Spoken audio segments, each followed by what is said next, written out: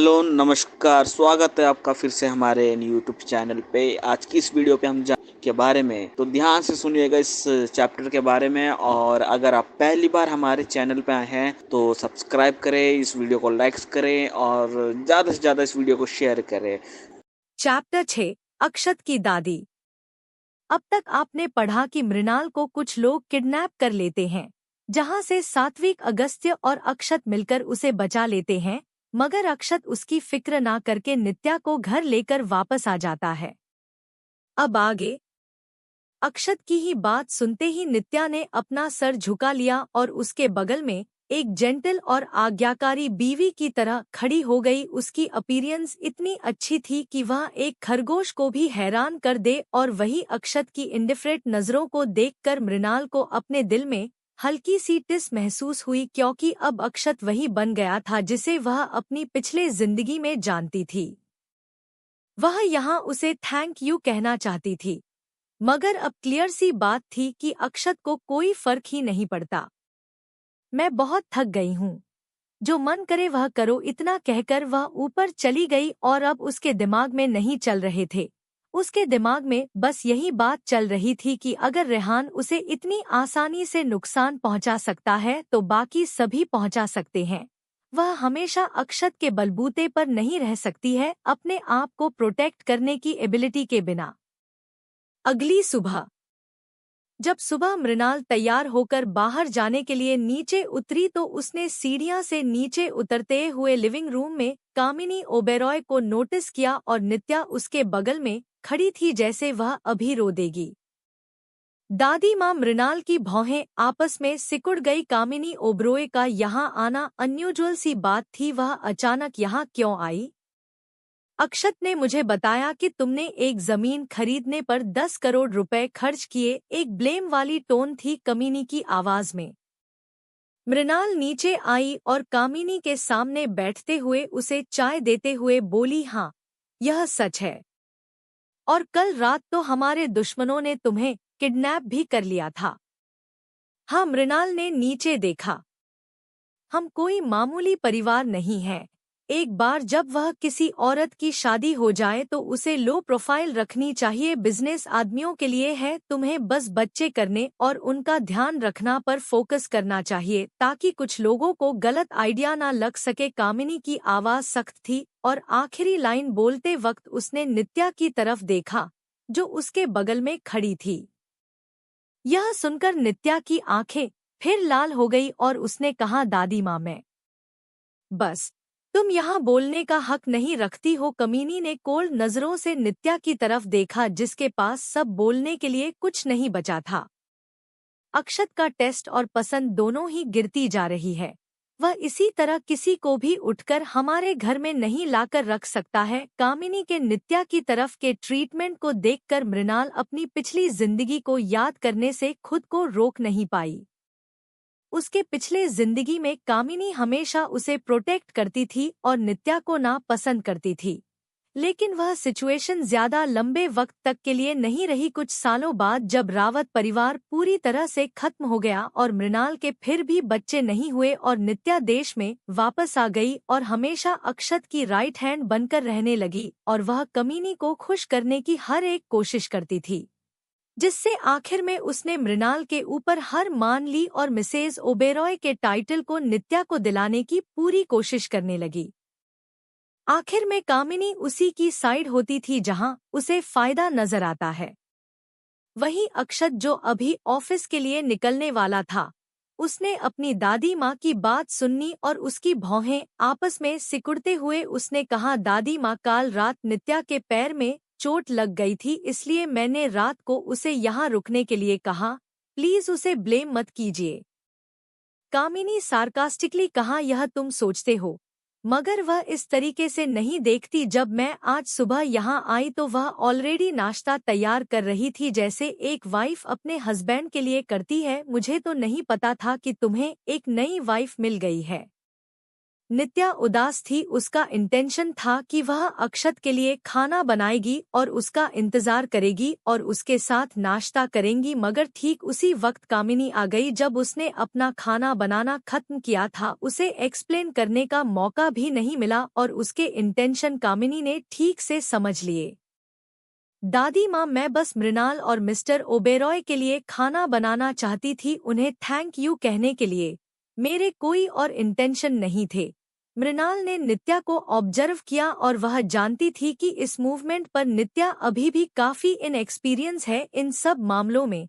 और वही कामिनी इतनी उम्र की हो गई है और उसने हर तरह की औरतें देखी है और एक नज़र में ही वह समझ सकती थी कि नित्या क्या चाल चलने की कोशिश कर रही है।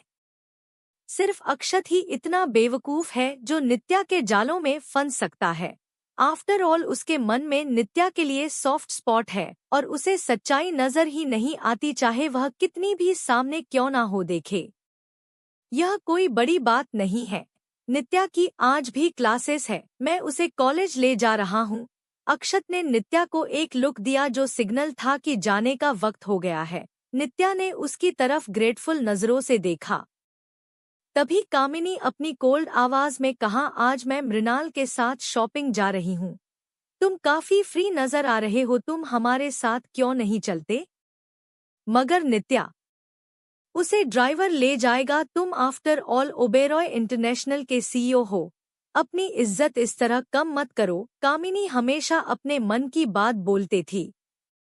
वहीं नित्या ने अपने लिप्स बाइट कर लिया और कहा, मिस्टर ओबरॉय कोई बात नहीं, ड्राइवर मुझे कॉलेज ले जाएंगे। नित्या ने पॉलिटली कामिनी को ग्रिट किया, मगर कामिनी को उसके जेस्चर से कोई फर्क नहीं पड़ा। तभी अक्षत बोला, मैं तुम्हें बाहर छोड़ता हूँ। नित्य ने हाँ में सर हिलाया और जब अक्षत नित्या को बाहर छोड़ने आया था तो कमीनी ने मृणाल की तरफ मुड़कर कहा, अक्षत अभी यंग है और मर्द हमेशा से ही बेवकूफ होते हैं जो इन छोटी छोटी स्कीम्स में फंस जाते हैं। तुम्हें कड़ी नजर रखनी होगी उस पर। बाहर से मृणाल ने हाँ में सर हिला दिया, मगर वह अंदर ही अंदर उम्मीद कर रही थी कि उनका रिलेशनशिप और भी जल्दी प्रोग्रेस करे ताकि वह इसे ही बहाना बनाकर अक्षत से छुटकारा पा सके। मैंने नोटिस किया कि तुम हाल फिलहाल में अक्षत का दिल जीतने की बहुत ही कम कोशिश कर रही हो। कमीनी ने मृणाल का हाथ पकड़ते हुए कहा, तुम्हें जल्द से जल्द उसका दिल जीतना होगा और एक अच्छा सा क्यूट बेबी पैदा करना होगा। एक बार तुम्हारा और उसका बच्चा हो जाए तो तुम हमेशा के लिए उसका दिल जीत सकती हो।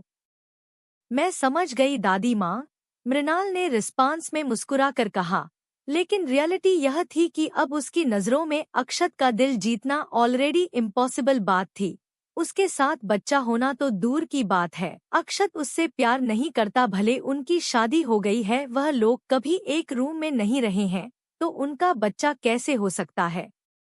अपनी पिछली जिंदगी में उसने बहुत स्ट्रगल किया था अक्षर को बच्चे के लिए मनाने के लिए, लेकिन उसकी नज़रों में नित्या के अलावा और कोई उसकी बच्चे की मां बनने लायक नहीं है। लेकिन बाद में किसी तरह वह प्रेग्नेंट हो गई थी और मृणाल सिर्फ 27 साल की ही थी जब वह ट्रेजिक तरीके से बच्चे को जन्म देते हुए मर गई थी। और अपने फाइनल मोमेंट्स में भी उसे याद था कि अक्षत उसकी मौत की ही प्रार्थना कर रहा था ताकि वह जल्द से जल्द मर जाए। यह सब सोचकर उसे ऐसा फील हो रहा था जैसे उसके दिल पर किसी ने भारी पत्थर रख दिया हो। वही कामिनी ने मृणाल के परेशानी भरे एक्सप्रेशन देखे और सोचा कि ऐसा इसलिए क्योंकि वह अक्षत के साथ एक रूम शेयर नहीं करती है, इसलिए उसने प्यार से कहा, चिंता मत करो, मैं कुछ सोचती हूँ। ठीक उसी मोमेंट पर अक्षत नित्या को बाहर छोड़कर आया और उसने देखा तो मृणाल और कामिनी बात कर रहे थे। दादी माँ, मैं ड्राइवर से कहा दी है गाड़ी तैयार करने के लिए, आप जाइए, मुझे मृणाल से कुछ बात करनी है। कामिनी इस बात के लिए खुशी खुशी मान गई। वह तो ऐसे मौके क्रिएट करना चाहती थी जब वह दोनों अकेले हो। कमीनी के जाने के बाद अक्षत ने कोल्डली कहा, मृणाल अब क्या चाल चल रही हो तुम? उसे लगा था कि मृणाल काफी दिनों से शांत है, मगर अब उसे समझ में आया कि वह एक नई चाल चल रही थी।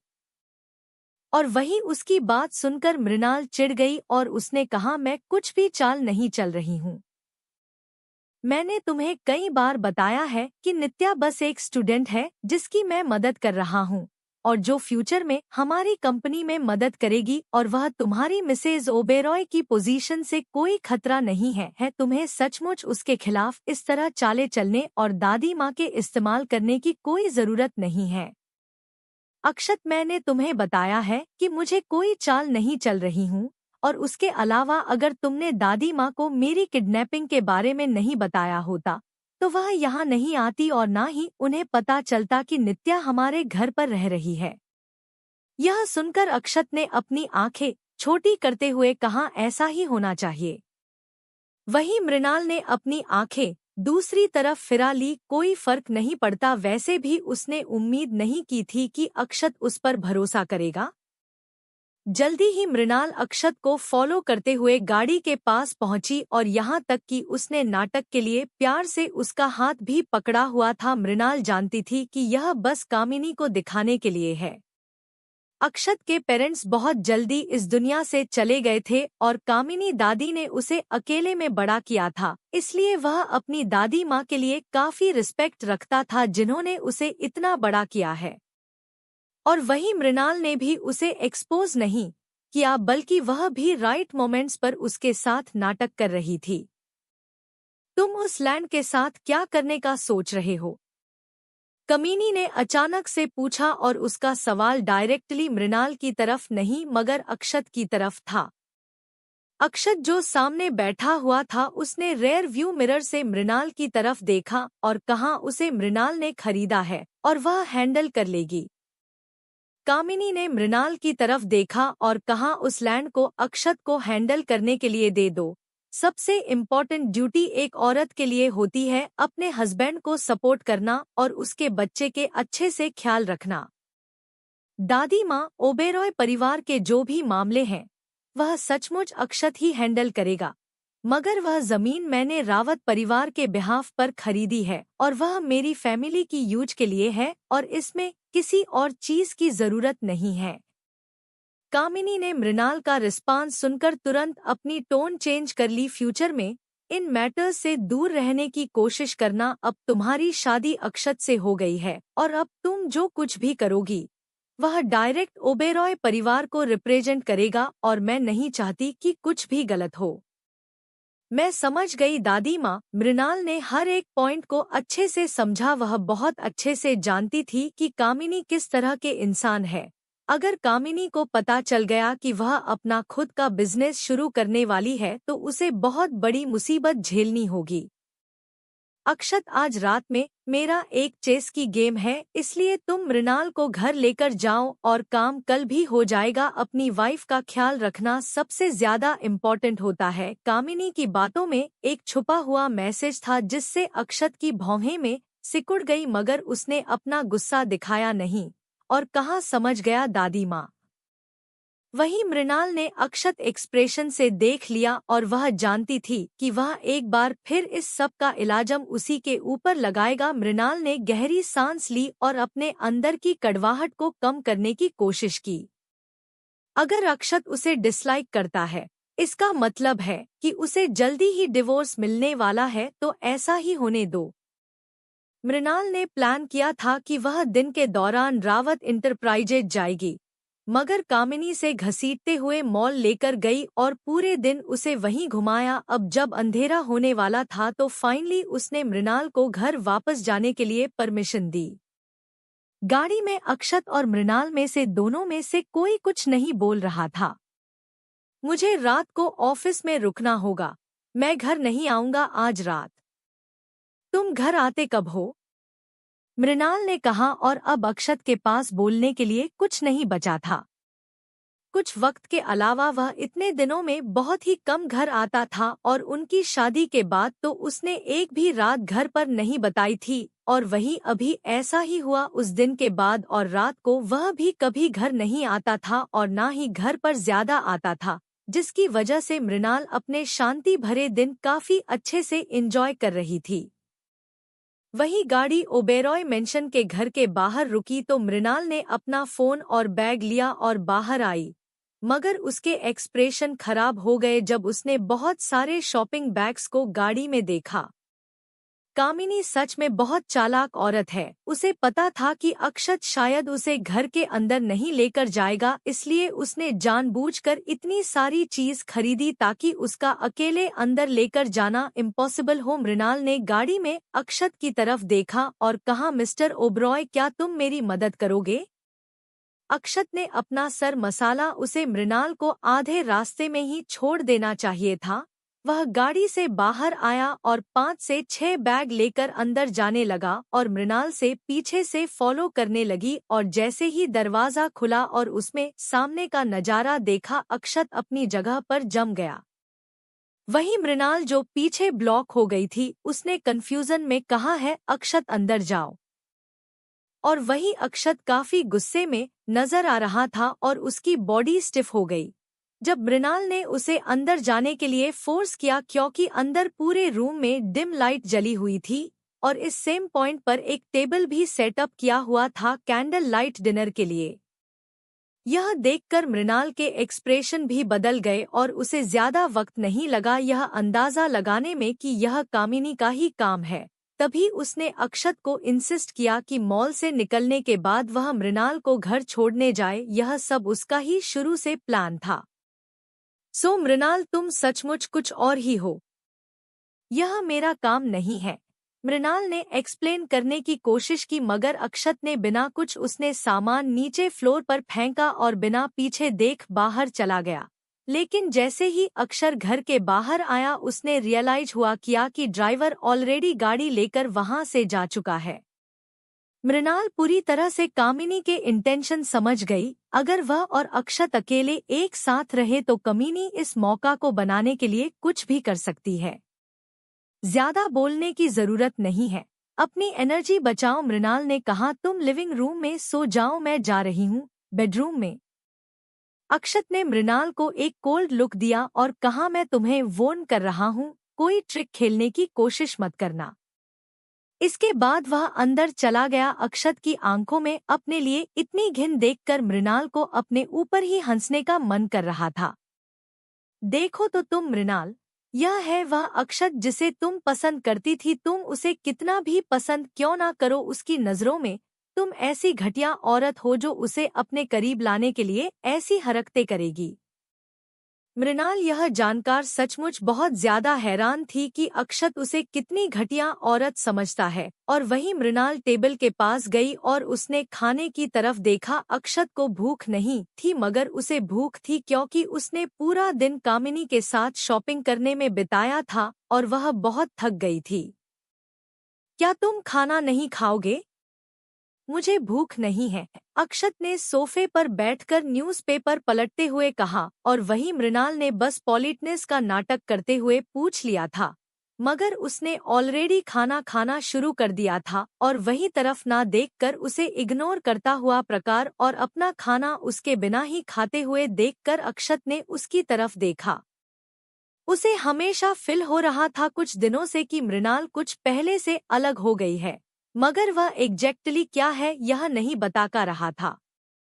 वही अक्षत की नजरें नोटिस करके मृणाल ने उसकी तरफ देखा और पूछा, क्या तुम्हें कुछ खाना है? नहीं? तो तुम मेरी तरफ इस तरह देख क्यों रहे हो? यह सुनते ही अक्षत ने तुरंत अपनी नजरें दूसरी तरफ हटा ली। वह सचमुच बहुत बदल गई है और पहले से भी ज्यादा अनाइंग हो गई है।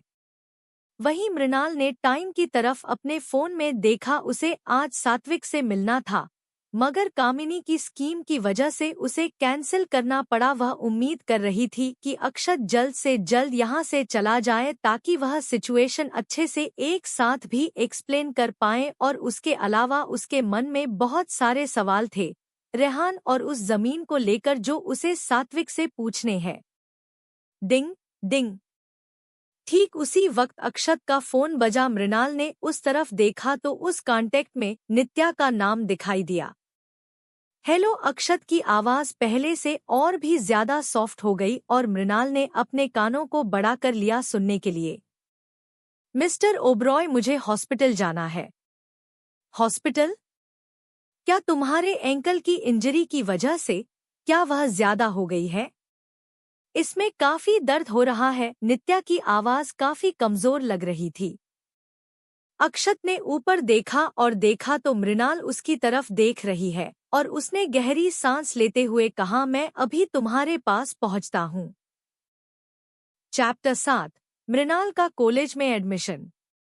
अब तक आपने पढ़ा कि मृणाल के किडनैप होने की खबर सुनकर अक्षत की दादी माँ कामिनी आती है और उन्हें एक करने की काफी कोशिश से करती है। अब आगे। फोन कट होने के बाद अक्षत ने कहा, मुझे थोड़ी देर के लिए बाहर जाना होगा। क्या फोन पर नित्या थी? मृणाल ने पूछा।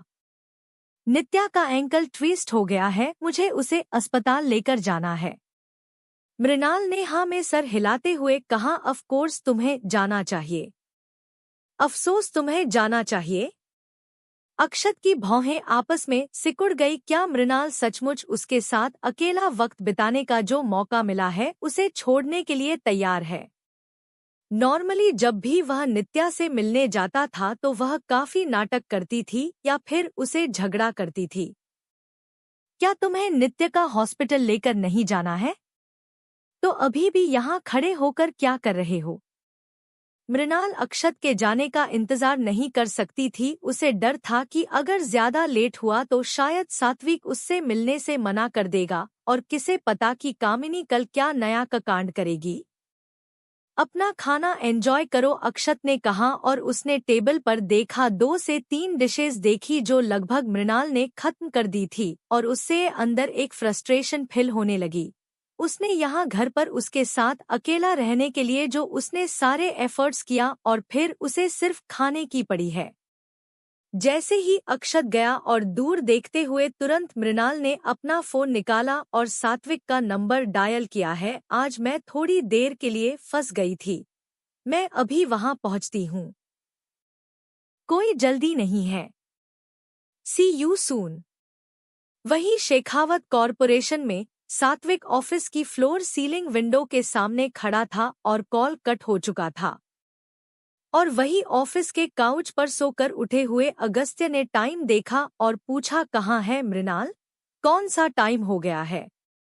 वह अभी भी नहीं पहुंची। आज उसे कुछ काम था।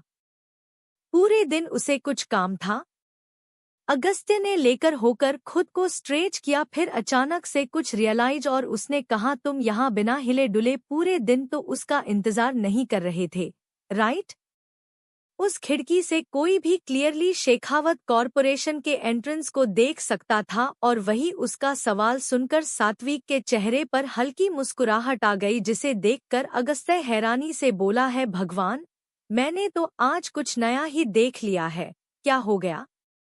क्या और लड़ाई का देवता बनकर मन थक गया है और अब एक प्योर लव का देवता बनने का इरादा है? क्या यह भी कोई सवाल हुआ? अगस्त्य ने आज से पहले सात्विक के चेहरे पर ऐसे एक्सप्रेशन कभी नहीं देखे थे। उसे हमेशा लगता था कि लव एट फर्स्ट साइट बस एक फेरी टेल है, मगर यहाँ देखो, यहाँ उसके खुद के सबसे नजदीकी दोस्त यानी उसके भाई जैसे दोस्त के साथ हो रहा है। जल्दी ही मृणाल अपनी गाड़ी लेकर शेखावत कॉरपोरेशन के सामने पहुंचे। सिक्योरिटी गार्ड ने मृणाल की तरफ देखा और उसके एडमिट कार्ड फॉर्म करने के बाद ट्रिपल चेक करते हुए उसने पूछा, क्या आप मिस मृणाल है? हाँ, मैं हूँ। इस तरफ से प्लीज। गार्ड ने मृणाल का बैग लिया और उसे लिफ्ट की तरफ एस्कॉर्ट करते हुए ले गया। मृणाल ने आसपास देखा। टेक्निकली शेखावत कॉरपोरेशन के एम्प्लॉयज अब तक जाने चाहिए थे, मगर सारे बिल्डिंग की लाइट्स अभी भी ऑन थी और वही सीईओ ऑफिस में अगस्त्य ने पूरी बिल्डिंग की लाइट जली हुई देखी और वह अपने आप को बोलने से रोक नहीं पाया, तुम्हें पता है इन सारी लाइट्स की कीमत कितनी होने वाली है? तुम मॉन्स्टर कहीं के। Cone monster? ठीक उसी वक्त मृणाल वहां आई और उसने अगस्त्य की बात सुनकर और वह काफी कंफ्यूज में पूछा, मेरा मतलब था कि मुझे पूरे दिन अपने बगल में एक मॉन्स्टर खड़ा दिखाई दिया। यह सुनकर मृणाल और भी कंफ्यूज हो गई। ठीक उसी वक्त सात्विक ने इंडिफरेंटली कहा, क्या तुम यहाँ मुझे मिलने नहीं आई हो? मैं बस पूछना चाहती थी कि क्या वह प्लॉट रेहान तुम्हारे लिए खरीदना चाहता था? सात्विक फाइनली अपनी ऑफिस चेयर पर बैठते हुए बोला, तो फिर सिचुएशन क्या है? मृणाल एक कदम पीछे लेकर अपने सोच को इकट्ठा करने लगी। रेहान आफ्टर ऑल एक स्मॉल मीडियम साइज एंटरप्रेन्योर था और इतने करोड़ की डील उसके बस के बाहर थी, और उसके अलावा वह इतनी बड़ी कीमत एक ऐसी लैंड पर नहीं लगाना चाहेगा जो पोल्यूशन वाले एरिया से घिरी हुई हो। यह तो उसके लिए मरने के बराबर हुआ। यह पक्का वह सात्विक के लिए कर रहा होगा। मृणाल ने कहा, अगर वह पोल्यूटेड एरिया को सचमुच कोई कमर्शियल यूज के लिए इस्तेमाल करना चाहेगा तो उसके लिए एक बहुत ही बड़ा क्लीन अप ऑपरेशन लगेगा, जिसमें काफी खर्चा होने वाला होगा। मुझे अंदाजा है कि तुम सिंपल इस प्लॉट में इंटरेस्टेड थे ताकि तुम थोड़े से और पैसे लगा सको और अपनी इलीगल मनी तुम फंड्स के तौर पर एब्रॉड से यहाँ शिफ्ट कर सको, राइट? लेकिन अब वह लैंड तुम्हारी पोजीशन में है। यह बात ऐसी थी जो सात्विक को कभी तक समझ नहीं आई थी। कुछ लाख रुपए उस जमीन पर लगाना सचमुच काम का हो सकता था, लेकिन 10 करोड़ जैसा बड़ी रकम उस पर लगाना एक लॉस ही होगा। अगर मैं सच कहूं तो रावत फैमिली का बिजनेस अब वह नहीं रह गया है जो मेरे डैड की लीडरशिप के अंदर था। अब रावत फैमिली का बिजनेस बस एक सेल बनकर रह गया है और मुझे फंड्स की जरूरत होगी चीज आगे मूव करने के लिए, इसलिए मुझे वह लैंड चाहिए था। मृणाल ने सात्विक को सच सच बता दिया। उसकी बातों में हल्का सच और हल्का सा झूठ था। रावत परिवार का बिजनेस सचमुच वह नहीं रह गया था जो पहले हुआ करता था, और इसी की वजह से उसकी पिछली जिंदगी में अक्षत उसकी तरफ और भी ठंडा बिहेव करने लगा था, क्योंकि अक्षत के लिए यह शादी बस एक बिजनेस एग्रीमेंट है। और अब जब उसके पास ऐसा कुछ बचा नहीं था जिसकी अक्षत को जरूरत हो, तो वह उसकी नजरों में एक कचरे से ज्यादा कुछ नहीं थी। उसकी पिछली जिंदगी में कुछ ही सालों में रावत फैमिली का बिजनेस पूरी तरह से बैकरपट हो गया था और अक्षत के लिए वह एक कचरा हो गई थी। तुम रावत फैमिली का बिजनेस मैनेज करने की सोच रही हो? मजाक मत करो मेरे साथ। अगस्त्य की बात आधे में ही रुक गई क्योंकि सात्विक उसे बहुत ही खतरनाक नजरों से घूर रहा था। इसलिए अगस्त्य ने अपनी बात सुधारते हुए कहा, मिस मृणाल, नो डिसरिस्पेक्ट, मगर तुम्हारे पास कोई फाइनेंस का बैकग्राउंड नहीं है और ना ही कंपनी मैनेजर करने की कोई एक्सपीरियंस। अगर रावत परिवार अब एक सेल भी रह गया है, मगर फिर भी वह एक बड़ा बिजनेस है और उन बूढ़े शेयर होल्डर्स को तुम्हारी जैसी यंग लड़की को हेड बनाना के लिए कन्विंस करना बहुत ही मुश्किल होगा। मुझे पता है, तुम्हें पता है, मगर फिर भी। अगस्त्य फिर से चुप हो गया सात्विक की वार्निंग नजरों से, और उसने धीरे से कहा, रावत फैमिली के बिजनेस को मैनेज करना इतना आसान नहीं होने वाला है। रावत फैमिली का बिजनेस एक लेगसी है जो मेरे दादाजी पीछे छोड़कर गए थे और मैं उसे किसी भी कीमत पर प्रोटेक्ट करना चाहती हूँ। भले ही मैंने अच्छे से स्टडी नहीं की है, मगर मेरे पास अपने रास्ते हैं। कौन से रास्ते? क्यों ना मैं कॉलेज जाकर पढ़ाई कर लूं? कॉलेज? अगस्त्य को समझ नहीं आ रहा था कि मृणाल सोचती किस तरीके से है। वह फाइनेंस कॉलेज जिसे अक्षत चलाता है, मैं एंट्रेंस एग्जाम आसानी से पास कर लूंगी। क्या तुम्हें यकीन है? मुझे पक्का यकीन है, मृणाल ने धीरे से कहा। सच्चाई यह थी कि जो कॉलेज अक्षत ने फंड किया था वह एक इंटरनेशनल फाइनेंस कॉलेज था जो मोस्टली फाइनेंशियल एक्सपर्ट से भरा हुआ था, और वह कोई ऐसी जगह नहीं थी जहां कोई आसानी से इंटर कर पाए। वहां पर कनेक्शंस और काफी अच्छी पढ़ाई की जरूरत होती थी। कॉलेज के सालों के इतिहास में सिर्फ एक नित्या ही एक्सेप्शन थी जो गरीब परिवार से थी, और उसे उस कॉलेज में एडमिशन उसके हाई स्कोर्स और अक्षत की रिकमेंडेशन की वजह से मिला था। लेकिन मृणाल के पास फाउंडेशनल बैकग्राउंड नहीं था, जिसकी वजह से उसका एडमिशन आसान तो नहीं होने वाला था। वही अगस्त्य अपने आप को पूछने से रोक नहीं पाया, क्या तुम कनेक्शंस लगाने की सोच रही हो? अगर मैं कनेक्शंस लगती हूँ तो मैं उसके ऊपर हमेशा तो नहीं रह सकती ना। मृणाल कोई बेवकूफ नहीं थी, उसका कॉन्फिडेंस उसकी पिछली जिंदगी के एक्सपीरियंस से आ रहा था जब उसने फाइनेंस के बारे में बहुत कुछ सीखा था अक्षत को खुश करने के लिए, और उसने यहाँ तक कि बहुत सारे फाइनेंशियल एक्सपर्ट्स को भी कंसल्ट किया था। आखिर में उसकी नॉलेज और उसके प्रैक्टिकल एक्सपीरियंस की वजह से वह फाइनेंस में काफी मैच्योर हो गई थी। मगर फिर बदकिस्मती से उसे कभी भी अपनी कैपेबिलिटी अक्षत को दिखाने का मौका ही नहीं मिला, क्योंकि तब तक रावत परिवार का बिजनेस ऑलरेडी क्राइसिस में जा चुका था। चिंता मत करो, मुझे इस बात पर पूरा कॉन्फिडेंट है, मृणाल ने कहा। और उसके अलावा रेहान की सिचुएशन के बारे में पूछने के अलावा यहाँ मैं उस पॉल्यूटेड लैंड को बारे में डिस्कस करने आई थी।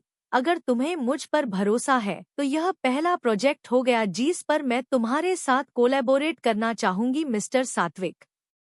यह सुनते ही अगस्त्य ने बहुत तेजी से ना में सर हिलाया, सात्विक की तरफ देखते हुए। नहीं नहीं, यह पक्का एक हारने वाली डील होगी। क्या तुम भूल गए कि तुमने उसके लिए 8 करोड़ दिया है? यह पक्का लॉस होगा। मगर सात्विक ने अगस्त्य के लगातार जेस्चर को इग्नोर किया और मुस्कुरा कर बोला, अगर मुझे इंटरेस्ट हुआ तो तुम्हारे साथ काम करके काफी खुशी होगी। थैंक यू, तो फिर मुझे चलना चाहिए। मृणाल ने सात्विक को देखकर एक मुस्कुराहट दी और उसके बाद वहां से चली गई। वहीं उसके जाते ही अगस्त्य तुरंत मुड़ा और फ्रस्ट्रेशन में चिल्लाते हुए बोला, तू फिर मान गया? जैसे तू बेंगलुरु में जो पैसा बहा रहा है यह तेरा है ही नहीं, तू ऐसे कैसे पैसा बर्बाद कर सकता है? तुझे पता है मैं क्यों मान गया? क्यों? क्योंकि यह वह लड़की है जिसने अपने मास्टर्स की डिग्री 18 साल की उम्र में हासिल की थी। और वही जब अक्षत ने पूरी रात हॉस्पिटल में नित्या के साथ बिताई, तभी अचानक उसे सुबह जयेश की तरफ से कॉल आया और उसकी भौहें आपस में सिकुड़ गई और उसने पूछा, एंट्रेंस एग्जाम को लेकर क्या बात है? सर, कॉलेज के एडमिनिस्ट्रेशन ने मुझे आज कॉल किया था यह कहते हुए कि मैडम का नाम उन्होंने एंट्रेंस एग्जाम की कैंडिडेट्स की लिस्ट में देखा है और वह आपके साथ चेक करना चाहते थे कि क्या उन्होंने आपको इन्फॉर्म किया है या फिर नहीं। अक्षत को बहुत अच्छे से याद था कि कल पूरे दिन मृणाल उसकी दादी माँ के साथ शॉपिंग पर थी और शाम को घर पर खाना खा रही थी, तो उसने एग्जाम के लिए कब फॉर्म भर दिया। समझ गया। कॉल कट होने के बाद अक्षत के चेहरे पर परेशानी वाले एक्सप्रेशन थे। अब मृणाल क्या करना चाहती है? मिस्टर ओब्रॉय, क्या फोन कॉलेज की तरफ से था? क्या मुझे क्लास में वापस जाना होगा? नित्या ने कहा, जो अक्षत के नोटिस किए बिना उठ गई थी। मैंने ऑलरेडी डिनर से बात कर ली है और कॉलेज में भी तुम आज छुट्टी लेकर हॉस्पिटल में आराम कर लो और कॉल तुम्हारे बारे में नहीं था। तो फिर किस बारे में था? नित्या ने पूछा। अक्षत सिर्फ एक ही स्टूडेंट को कॉलेज में स्पॉन्सर करता है और वह तो वह थी। वह मृणाल के बारे में था। अक्षत ने अपने सर मसलते हुए जवाब दिया, मुझे घर वापस जाना होगा, तुम यहीं रहकर आराम करो। नित्या ने ओबेडिएंटली हाँ में सर हिला दिला दिया और जैसे ही अक्षत निकला नित्या ने खुद से ही कहा, मृणाल, उसका कॉलेज से क्या लेना देना है? और वहीं मृणाल इंस्टीट्यूट कॉलेज कैंपस में अंदर टहल रही थी। अक्षत की वाइफ होने के नाते उसके साथ डिन और वाइज डिन थे जो उसे कॉलेज की एजुकेशन फैसिलिटीज और बाकी लैंडस्केप अच्छे से दिखा रहे थे। उसने कैजुअल कपड़े पहने हुए थे और अपने बालों की एक पोनीटेल बनाई हुई थी। मृणाल एक फ्रेश चार्मिंग कॉलेज स्टूडेंट की वाइब दे रही थी और वहीं आसपास के गुजरते हुए स्टूडेंट्स उसके आइडेंटिटी के बारे में सोचते हुए क्यूरियस नजरों से देख रहे थे।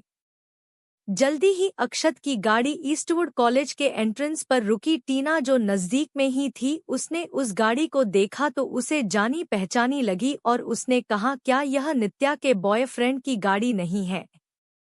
उन्होंने कई बार इस गाड़ी को नित्या को ड्रॉप करते हुए देखा था। हाँ, मैंने देखा कि नित्या इसमें कई बार चढ़ी है और कल रात भी इसी से उतरी थी, क्रिस्टल ने भी कहा और कंफ्यूज होते हुए बोली, क्या उसने नहीं कहा था कि उसका बॉयफ्रेंड उसे अस्पताल लेकर जा रहा है या वह ऑलरेडी डिस्चार्ज हो गई? और वही जब अक्षत गाड़ी से अकेले उतरा तो उनकी क्यूरियोसिटी और भी बढ़ गई। वह इतना लंबा था और उसके आसपास एक नेचुरल अथॉरिटी वाला ऑरा था जिसकी वजह से अक्षत हमेशा ही अटेंशन कमांड करता था। और वही सारा कैंपस देखने के बाद कॉलेज के एग्जीक्यूटिव मृणाल को कॉलेज की गेट की तरफ लेकर आ रहे थे। जब उसने अक्षत को अप्रोच करते हुए देखा तो उसका कुछ भी छुपाने का इरादा नहीं था। अब कॉलेज के साथ जैसे अक्षत के कनेक्शन थे, उसे उसके एग्जाम रजिस्ट्रेशन के बारे में आज नहीं तो कल तो पता चल ही जाना था। वहां पर कॉलेज के सारे एग्जीक्यूटिव थे, इसलिए अक्षत ने बस मृणाल के पास जाकर सख्त आवाज में कहा, मेरे साथ चलो। लेकिन आसपास देखने वाले लोगों के लिए उनका इंटरेक्शन काफी नजदीकी था। ओ माय गॉड, क्या वह नित्या का बॉयफ्रेंड नहीं है? और वह लड़की कौन है उसके साथ? वह कितनी खूबसूरत है। मैंने आज से पहले उसे कैंपस में कभी नहीं देखा। क्रिस्टल ने तुरंत उनकी एक फोटो ली और नित्या को भेजते हुए एक मैसेज किया, नित्या क्या यह तुम्हारा बॉयफ्रेंड नहीं है? और वही हॉस्पिटल में नित्या ने जैसे ही अक्षत और मृणाल की फोटो अपने फोन पर देखी, वह तुरंत बेड पर उठकर बैठ गई। अचानक से मृणाल उसके कॉलेज में क्या कर रही है? नित्या, तुम्हें ठीक से चेक करना चाहिए कि तुम्हारा बॉयफ्रेंड कर क्या रहा है। मुझे ऐसा फील हो रहा है कि इन दोनों के बीच कुछ अनयूजुअल है। नित्या ने अपने लिप्स बाइट कर लिया। पहले अपने घमंड में आकर उसने अपने रूममेट से झूठ बोल दिया था कि अक्षत उसका बॉयफ्रेंड है उनके बार बार पूछने पर, और अगर अब उसका झूठ पकड़ा गया तो वह कैसे उनके साथ एक ही रूम में रह पाएगी? और अगर उसने अभी कुछ नहीं किया तो पक्का बाकी लड़कियों के बीच मजाक बनकर रह जाएगी। इसलिए बिना किसी हिचकिचाहट के नित्या ने एक मैसेज भेजा, मैं देख रही हूँ, तुम चिंता मत करो, अभी के लिए मुझे अपने बॉयफ्रेंड के कैरेक्टर पर भरोसा है। इतना कहकर नित्या तुरंत अस्पताल के बेडशीट को झटक कर बाहर दरवाजे के पास खड़ी नर्स से बोली, हेलो, मैं अभी डिस्चार्ज होना चाहती हूँ। वहीं ईस्टवुड कॉलेज के बाहर मृणाल को अक्षत गाड़ी में खींच कर ले आया। मुझे एक एक्सप्लेन दो। अक्षत की आवाज बहुत ही कोल्ड थी। मैं ईस्टवुड कॉलेज आना चाहती हूँ, फाइनेंस पढ़ने के लिए, मृणाल ने बहुत ही आसान तरीका से कहा। मैं यह अलाउड नहीं करूँगा। और तुम होते कौन हो मुझे रोकना वाले? क्योंकि मैं तुम्हारा हस्बैंड हूँ। अक्षत की आवाज और भी ठंडी होती जा रही थी। मृणाल, क्या तुम्हें लगता है कि मुझे नहीं पता कि तुम क्या करने की कोशिश कर रहे हो? क्या बोल रहे हो तुम?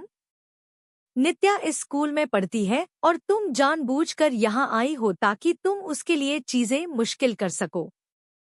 अक्षत, क्या तुम्हें लगता है मैं सचमुच ऐसी लड़की हूँ? मृणाल, पास्ट में मैंने इस बात को इग्नोर कर दिया जब तुम बस नित्या का फैशन स्टाइल कॉपी करती थी, मगर तुम अब चीजें बहुत दूर लेकर जा रही हो। मैंने तुमसे कह दिया है कि मक्सेज ओबेरॉय की पोजीशन तुम्हारी ही रहेगी और कोई तुमसे अलग नहीं कर सकता। उसे सचमुच कोई मुझसे अलग नहीं कर सकता। अक्षत, अगर मैं रावत परिवार की बेटी नहीं होती तो क्या तुम मुझसे शादी भी करते? इतना कहकर मृणाल कोल्डली अक्षत की तरफ देखने लगी। वही अक्षत उसे जवाब देने में हिचकिचा रहा था। आफ्टर ऑल वह दोनों इस सवाल का जवाब जानते थे। अगर कोई और लड़की जिसका बड़ा स्टेटस हो और जो मिसेज ओबेरॉय के पोजीशन के लिए ज्यादा काबिल हो इस वक्त आ जाए तो अक्षत बिना सोचे समझे उसे डिवोर्स दे देगा। ईस्टवुड कॉलेज कोई ऐसी जगह नहीं है जहां तुम अपनी मर्जी से आ जा सको।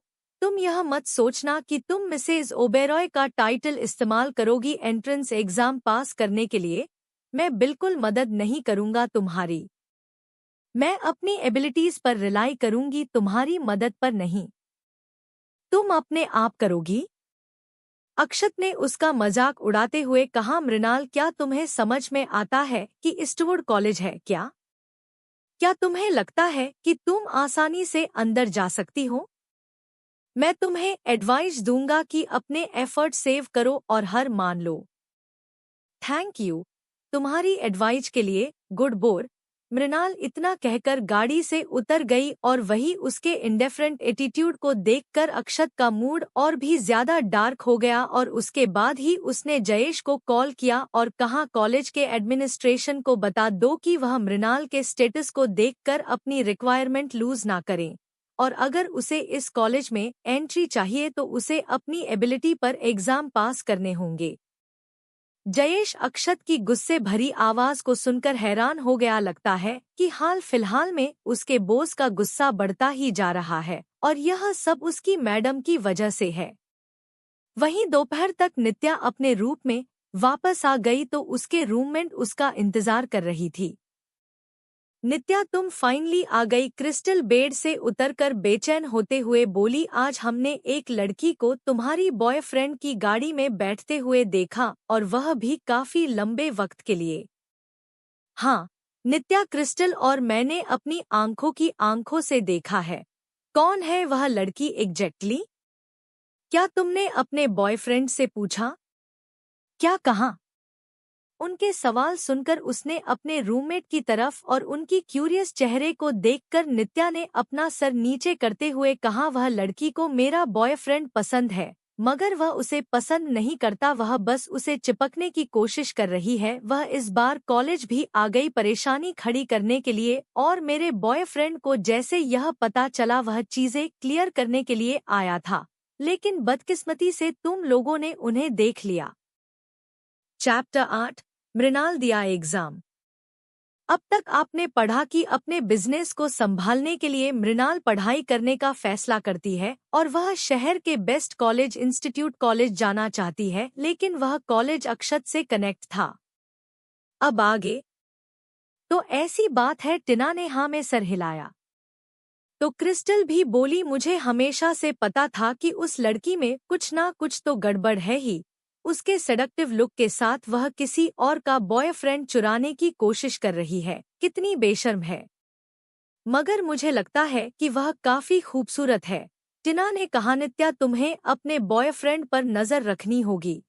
क्या होगा अगर वह लड़कियों से चुरा ले गई तो? क्रिस्टल ने जवाब दिया, ऐसा नहीं होने वाला है। नित्य का बॉयफ्रेंड उससे बहुत प्यार करता है, वह किसी तरह की और लड़की के पीछे पागल नहीं होगा।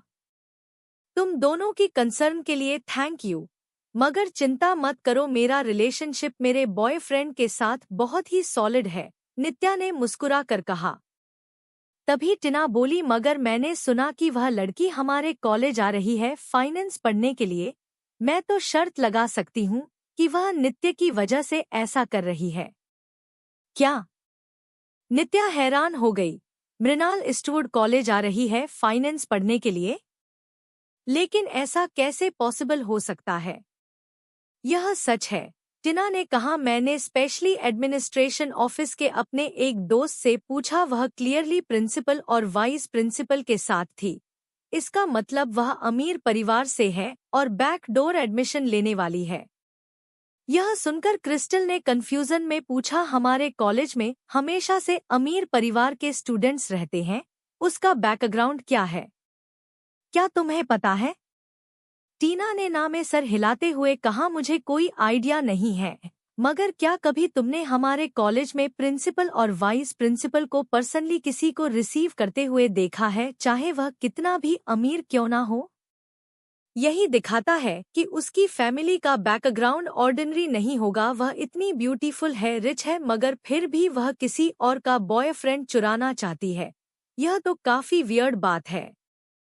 टीना और क्रिस्टल की बातों की वजह से नित्या बेचैन फील करने लगी। अगर मृणाल ईस्टवुड कॉलेज आज आ गई तो क्या उसके सारे झूठ पड़े नहीं जाएंगे? और शायद यही कारण होगा जिसकी वजह से अक्षत उसे अस्पताल में छोड़कर सुबह सुबह निकल गया था। इस मोमेंट पर उसे अक्षत की तरफ से कॉल आया तो उसे उठाने के लिए वह हॉस्टल रूम से बाहर आ गई। मैं हॉस्पिटल में पहुंचा तो हॉस्पिटल के लोगों ने मुझे बताया कि तुम डिस्चार्ज हो गई हो, वह कह रहे हैं। दूसरी तरफ अक्षत की आवाज में थोड़ी चिंता नजर आ रही थी। मैं अपनी पढ़ाई में पीछे नहीं छूटना चाहती थी, इसलिए मैं जल्दी वापस आ गई। पढ़ाई इम्पोर्टेंट है, मगर तुम्हारी हेल्थ ज्यादा इम्पोर्टेंट है। वह कुछ दिनों के लिए क्लास मत जाओ, मैं जयेश से कहता हूँ कॉलेज से तुम्हारी अब्सेंस की एप्लीकेशन देने के लिए। यह सुनकर नित्या थोड़ी देर के लिए हिचकिचाई, मगर फिर उसने पूछा, मिस्टर ओब्रोय, मैंने सुना है कि मृणाल भी ईस्टवुड कॉलेज आ रही है, क्या यह सच है? किसने तुम्हें यह बताया? अक्षत की टोन मृणाल का नाम सुनती ही ठंडी पड़ गई। नित्या ने जल्दी से जवाब दिया, वह मेरी रूममेट ने। उसने कहा कि उसने एक बहुत ही खूबसूरत लेडी को स्कूल गेट पर एग्जाम्स के लिए आते हुए देखा और आपने आज सुबह कहा था कि यह कॉलेज की तरफ से आपको कॉल आया है मृणाल को लेकर। इससे मुझे लगा कि शायद वह भी यहाँ आ रही है। वह अपनी मर्जी से सब कुछ कर रही है।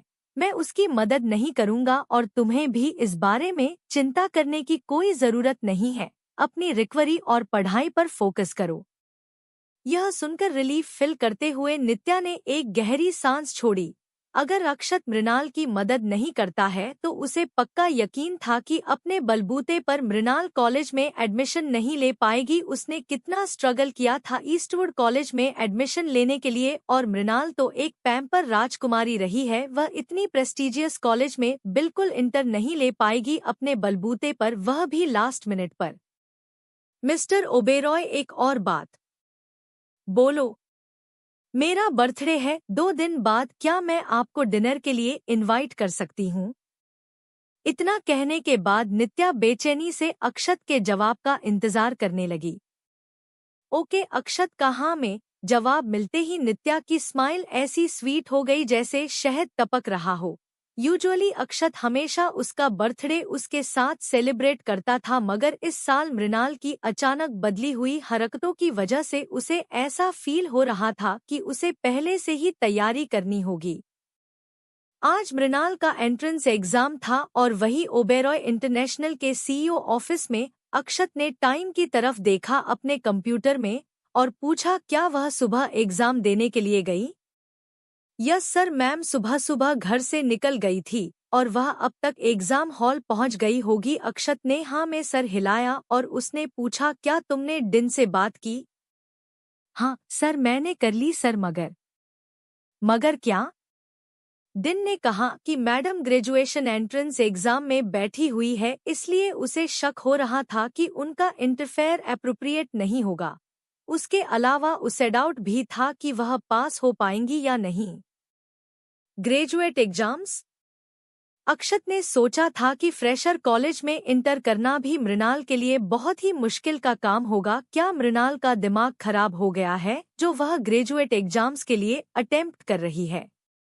उसे जो करना है करने दो, अक्षत ने कोल्डली कहा। आखिर में वह खुद को एम्बेरेस कर लेगी तो शांत हो जाएगी। वहीं मृणाल एग्जाम वेन्यू पर पहुंच गई और वह उन सब में सबसे यंग थी, इसलिए उसके ऊपर एग्जामिनर्स की नजरें एक ही बार में पड़ गई। उस एग्जाम हॉल में सबसे कम उम्र वाले इंसान भी 30 साल के थे और कुछ तो प्रोफेसर फाइनेंस के बड़े बड़े प्रोफेसर थे और कुछ लोगों को मृणाल ने कई बार टीवी पर देखा था जो फाइनेंस एजुकेशन में काफी बड़ी रेपुटेशन रखते थे। वहीं सेम टाइम पर नित्या जानबूझकर एकेडमिक बिल्डिंग के कॉरिडोर में घूम रही थी जहां एग्जाम हॉल्स थे। लॉजिकली फ्रेशर के एडमिशन के बिल्डिंग यह होनी चाहिए, मगर उसने बहुत सारे हॉल्स चेक कर लिए और उसे मृणाल कहीं नहीं नजर आई। क्या ऐसा हो सकता है कि मृणाल ने चैलेंज को देखकर अपने कदम पीछे ले लिए हो? यह सोचकर नित्या ने एक रात की सांस ली। अगर ऐसा हुआ तो उसे काफी परेशानियां नहीं झेलना पड़ेगी। तुम यहाँ क्या कर रही हो? क्रिस्टल जब बिल्डिंग में इंटर कर रही थी तो उसने नित्या को देखा जो ग्राउंड फ्लोर के एग्जाम हॉल के बाहर घूम रही थी। मैं लिबर्टी हॉल जा रही हूँ, क्लास के लिए चलो, एक साथ चलते हैं। लिबर्टी हॉल बोल रही हो? एग्जामिनेशन सेंटर है आज। क्या तुमने ग्रुप मैसेज नहीं देखा? हमारी क्लास आज के लिए बिल्डिंग नंबर 3 में मूव कर दी गई है।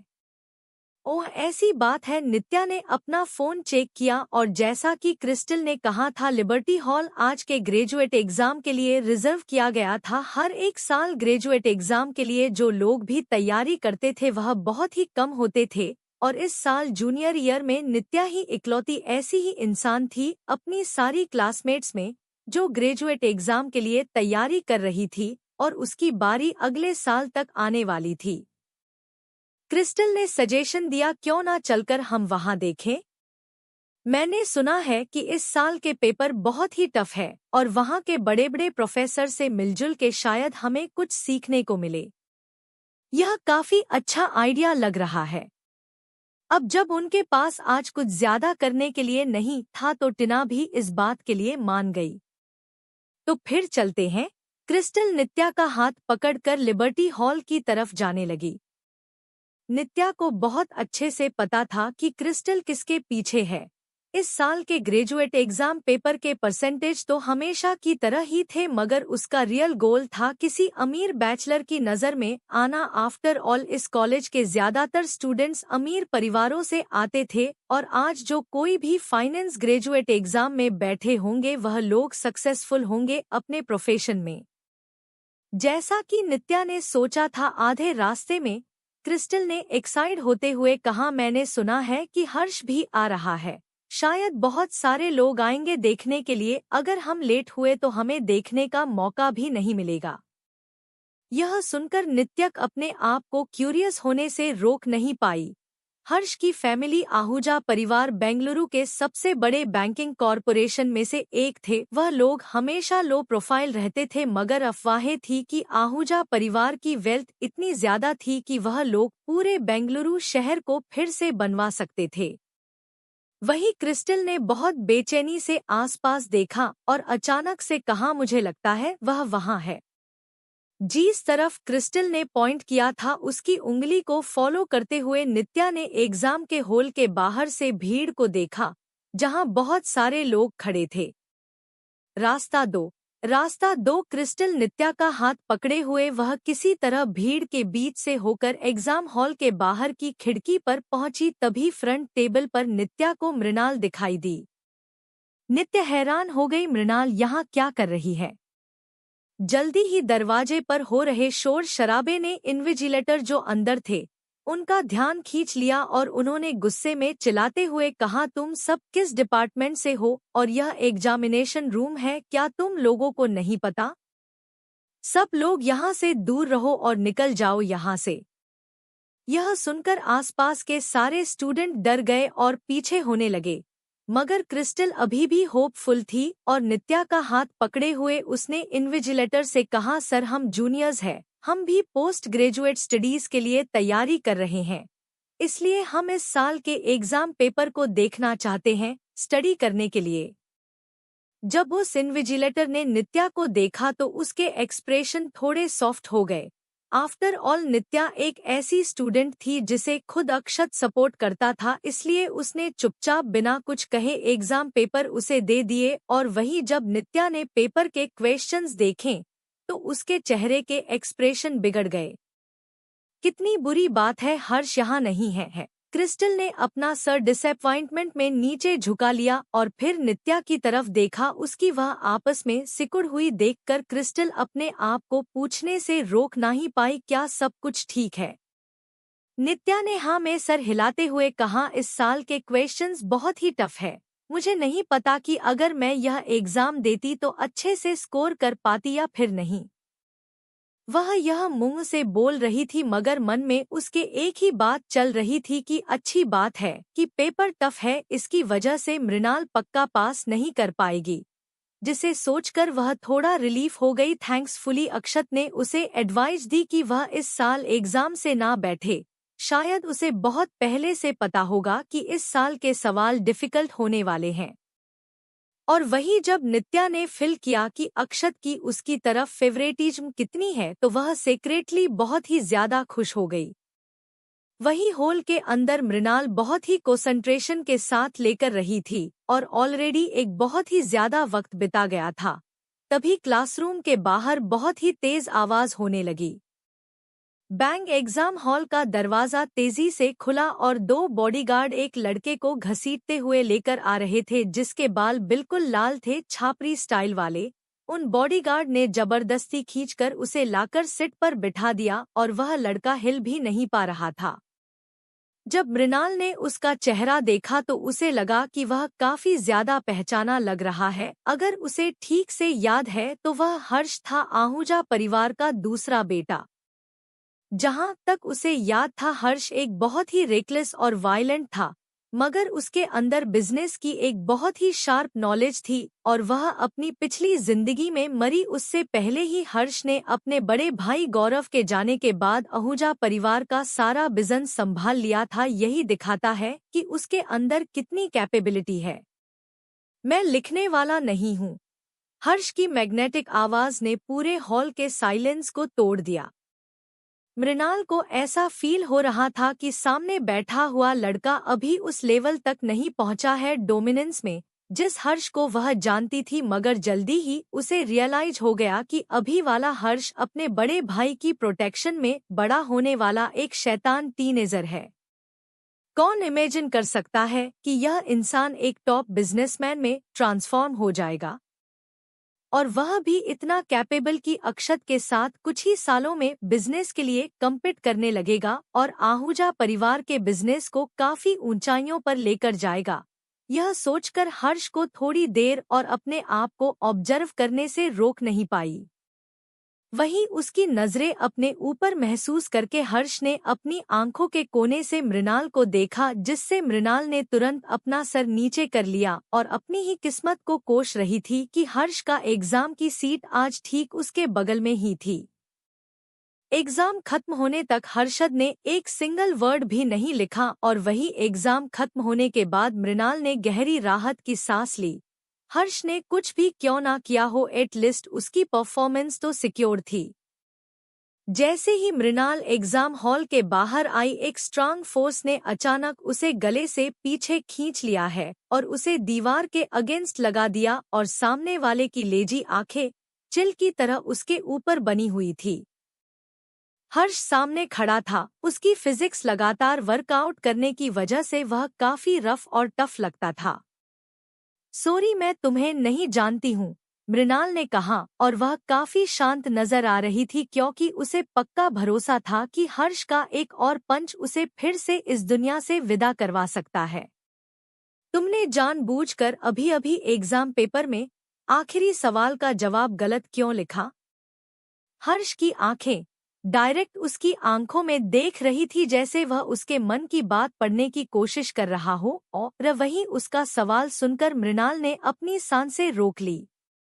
उसने जानबूझकर एग्जाम के आखिरी क्वेश्चन का जवाब गलत दिया था और वह उस गलत जवाब को देने से पहले उसने अपने सारे दूसरे सवालों को डबल चेक किया था, यह भरोसा करने के लिए कि इन सारे सवालों से उसे इतने मार्क्स तो मिल जाएंगे जो वह ग्रेजुएशन स्टडीज में पास हो जाएगी। आफ्टर ऑल, दूसरे लोगों की नज़रों में उसने कभी फाइनेंस में कोई फॉर्मल एजुकेशन हासिल नहीं किया और अगर अचानक से वह एक्सपेक्टेशनल रिजल्ट से कई ज्यादा ऊपर लेकर आ जाती है तो पक्का सब लोग उसके ऊपर उंगली उठाएंगे और शायद अक्षत को भी शक हो जाए और वह लोग पता नहीं उसके साथ क्या करेंगे।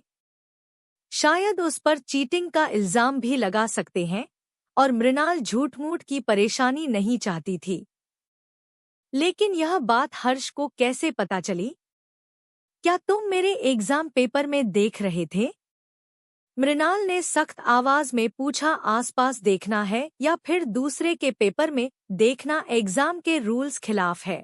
तुमने चीटिंग की है। यह सुनकर हर्ष हंसते लगा और नजदीक जाते हुए धीरे से बोला, मैंने एक ब्लैक शीट सबमिट की है। मगर उसकी बात से भी मृणाल को कोई फर्क नहीं पड़ा और उसने कहा, एक ब्लैंक शीट तो तुम्हें यह भी नहीं पता कि एक भी सवाल कैसे लिखना था? यह सुनकर हर्ष की भौहें आपस में सिकुड़ गई।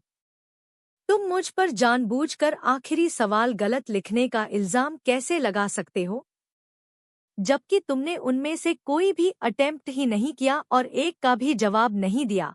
मृणाल ने आगे कहा और हर्ष जवाब दे पाता उससे पहले ही मृणाल ने उसकी बात बीच में रोकते हुए कहा, देखो, मैं तुम्हारा यूनिक स्टाइल अप्रिशिएट करती हूँ, किसी लड़की को इम्प्रेस करने का, मगर मैं किसी ऐसे इंसान में इंटरेस्टेड नहीं हूँ जो अपनी पढ़ाई में अच्छा ना कर सके। शायद किसी और लड़की पर ट्राई करना, वह इम्प्रेस हो जाएगी। उसकी बात से हर्ष हैरान हो गया, तो इस मौके का फायदा उठाते हुए मृणाल उसकी पकड़ से आजाद हो गई। वहीं हर्ष हंसने लगा। क्या वह उसे इम्प्रेस करने की कोशिश कर रहा है और उसके ग्रेड खराब है?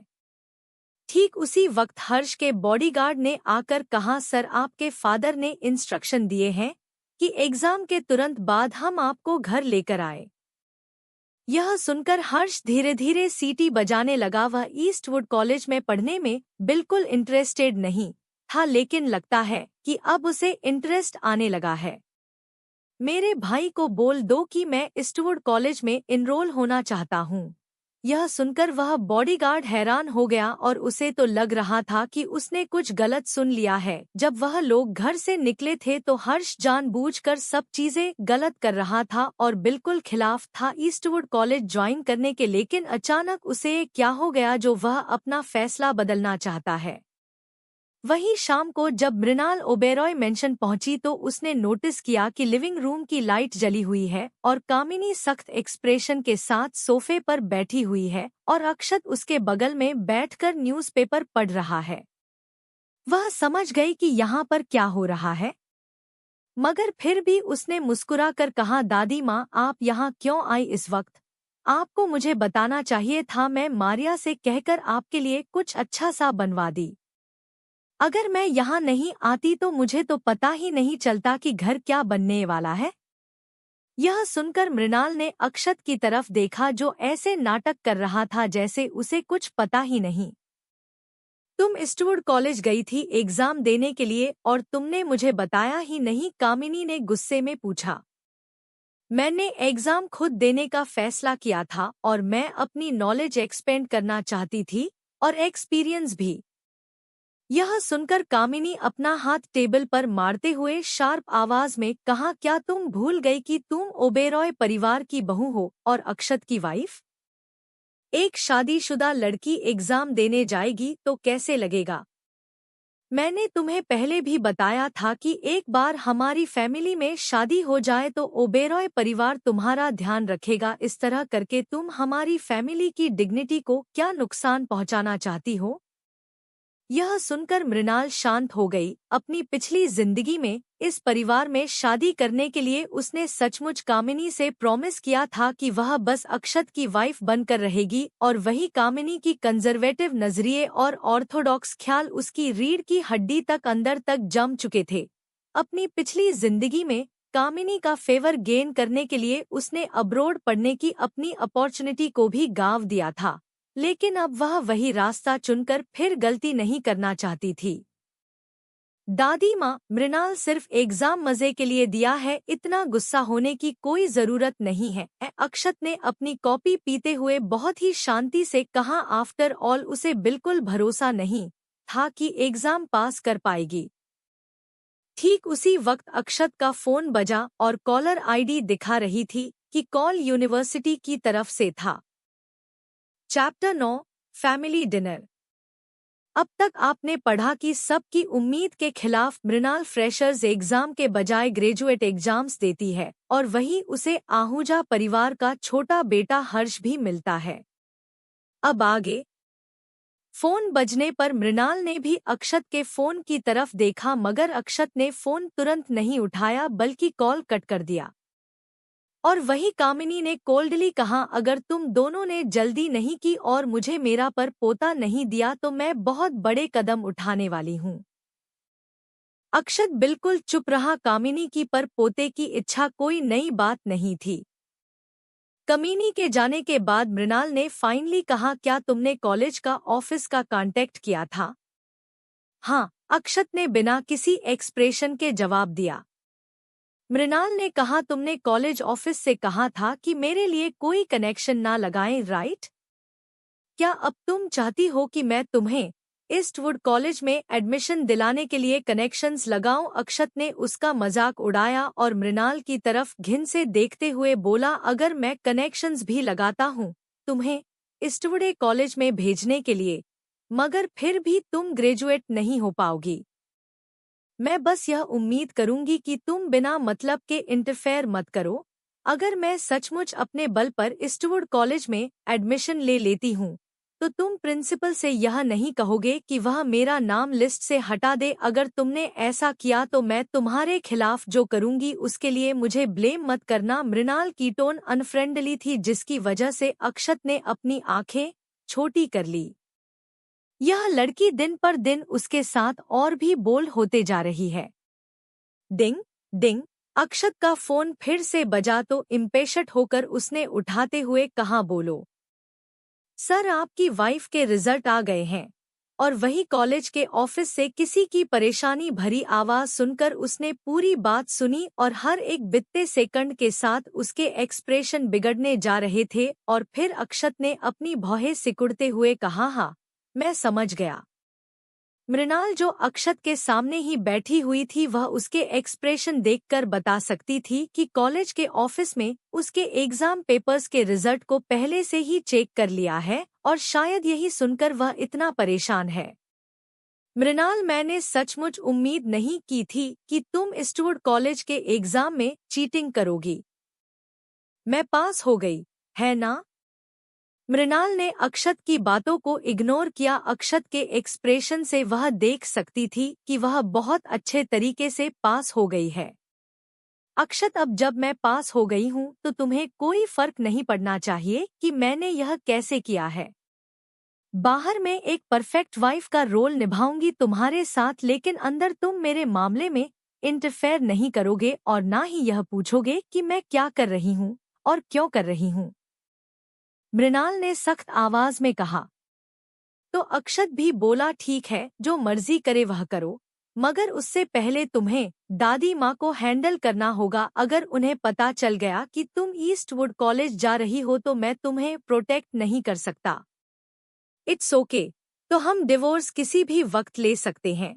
मृणाल ने कैजुअली डिवोर्स का नाम लिया, जिसकी वजह से अक्षत एक्सप्रेशन और भी खराब हो गए। हाल फिलहाल में मृणाल हर एक बात के बीच में डाइवोर्स ले आती है, लेकिन रावत परिवार और ओबेरॉय परिवार के बीच में जो प्रोजेक्ट का कोलैबोरेशन था वह अभी भी चल रहा था, जिसकी वजह से डिवोर्स प्रैक्टिकली इस वक्त इम्पॉसिबल है। अक्षत ने कोल्डली कहा, डिवोर्स की धमकी मत दो मुझे। मृणाल कुछ नहीं बोली। इस क्रिटिकल मोमेंट पर उसे बहुत अच्छे से पता था कि अक्षत उसे डिवोर्स नहीं देगा, यहाँ तक कि रावत परिवार के बड़े भी उसे और अक्षत को कभी अलग होने की परमिशन नहीं देंगे। रावत परिवार का बिजनेस भले ही अभी थोड़ा बहुत इन्फ्लुएंशियल और प्रेस्टीजियस था, मगर ऊपर से वह बस एक खोखला शेल ही बच गया था, जो बस अपने पुराने दिनों की रेपुटेशन पर जिंदा था और धीरे धीरे करके टूट रहा था। बिना ओबरॉय परिवार के सपोर्ट के रावत परिवार का बिजनेस बहुत ही जल्दी खत्म हो जाएगा। इसी तरीके से ओबेरॉय परिवार को भी करेंटली रावत परिवार के कनेक्शंस और प्रोजेक्ट की जरूरत थी, इसलिए दोनों ही अपने अपने फायदा के लिए एक दूसरे से जुड़े हुए थे और कोई भी फैमिली रिश्ता तोड़ना का नहीं कर सकती। तभी अक्षत को डाइवोर्स वाली बात धमकी लग रही थी। तो हमारे खूबसूरत कोलैबोरेशन के लिए ही मैं उम्मीद करूंगी कि तुम यह बात को दादी माँ से दूर रखोगे और डेफिनेटली उन्हें कुछ पता नहीं चलने दोगे, वरना हमारे पास डाइवोर्स के अलावा और कोई रास्ता नहीं रहेगा, मृणाल ने कहा और अक्षत को देखकर स्वीटली मुस्कुराई। वही अक्षत को एक्चुअली मृणाल की टोन में एक सीरियसनेस नजर आई। वहीं बाहर रात गहरी होती जा रही थी और सात्विक अपने डेस्क की तरफ देखे जा रहा था। अभी अभी उसे कॉलेज के ऑफिस से फोन आया था। क्या कहा उन लोगों ने? अगस्त्य ने दीवार के अगेंस्ट लिन होते हुए पूछा। वह पास हो गई। यह सुनते ही अगस्त्य रुक गया और उसने पूछा, पास हो गई? सचमुच? सात्विक एक्सप्रेशन देखते हुए अगस्त्य को अभी भी भरोसा नहीं हो रहा था। क्या तुमने कॉलेज में कोई कनेक्शन तो नहीं लगाए हैं? उसने अपने बलबूते पर पास किया है, इससे मेरा कोई लेना देना नहीं है।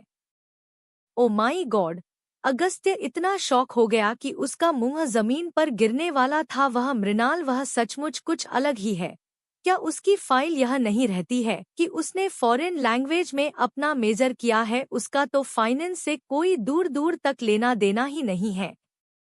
मृणाल एक बहुत ही समझदार और हाई आईक्यू वाली लड़की है, एक ऐसी लड़की जिसने सिर्फ 18 साल की उम्र में अपनी मास्टर की डिग्री हासिल कर ली थी। वह कोई बेवकूफ नहीं है। जब पहली बार सात्विक ने मृणाल को उस जमीन के लिए लड़ते हुए देखा था तो उसने उसकी आंखों में डिटर्मिनेशन देखी थी। जैसे जो उसका है वह उसे हासिल करके मानेगी। अब चीजें और भी इंटरेस्टिंग होती जा रही थी। अगले दिन दोपहर में अपनी बालकनी की विंडो के अगेंस्ट लिन होकर मृणाल एक फाइनेंस बुक पढ़ रही थी।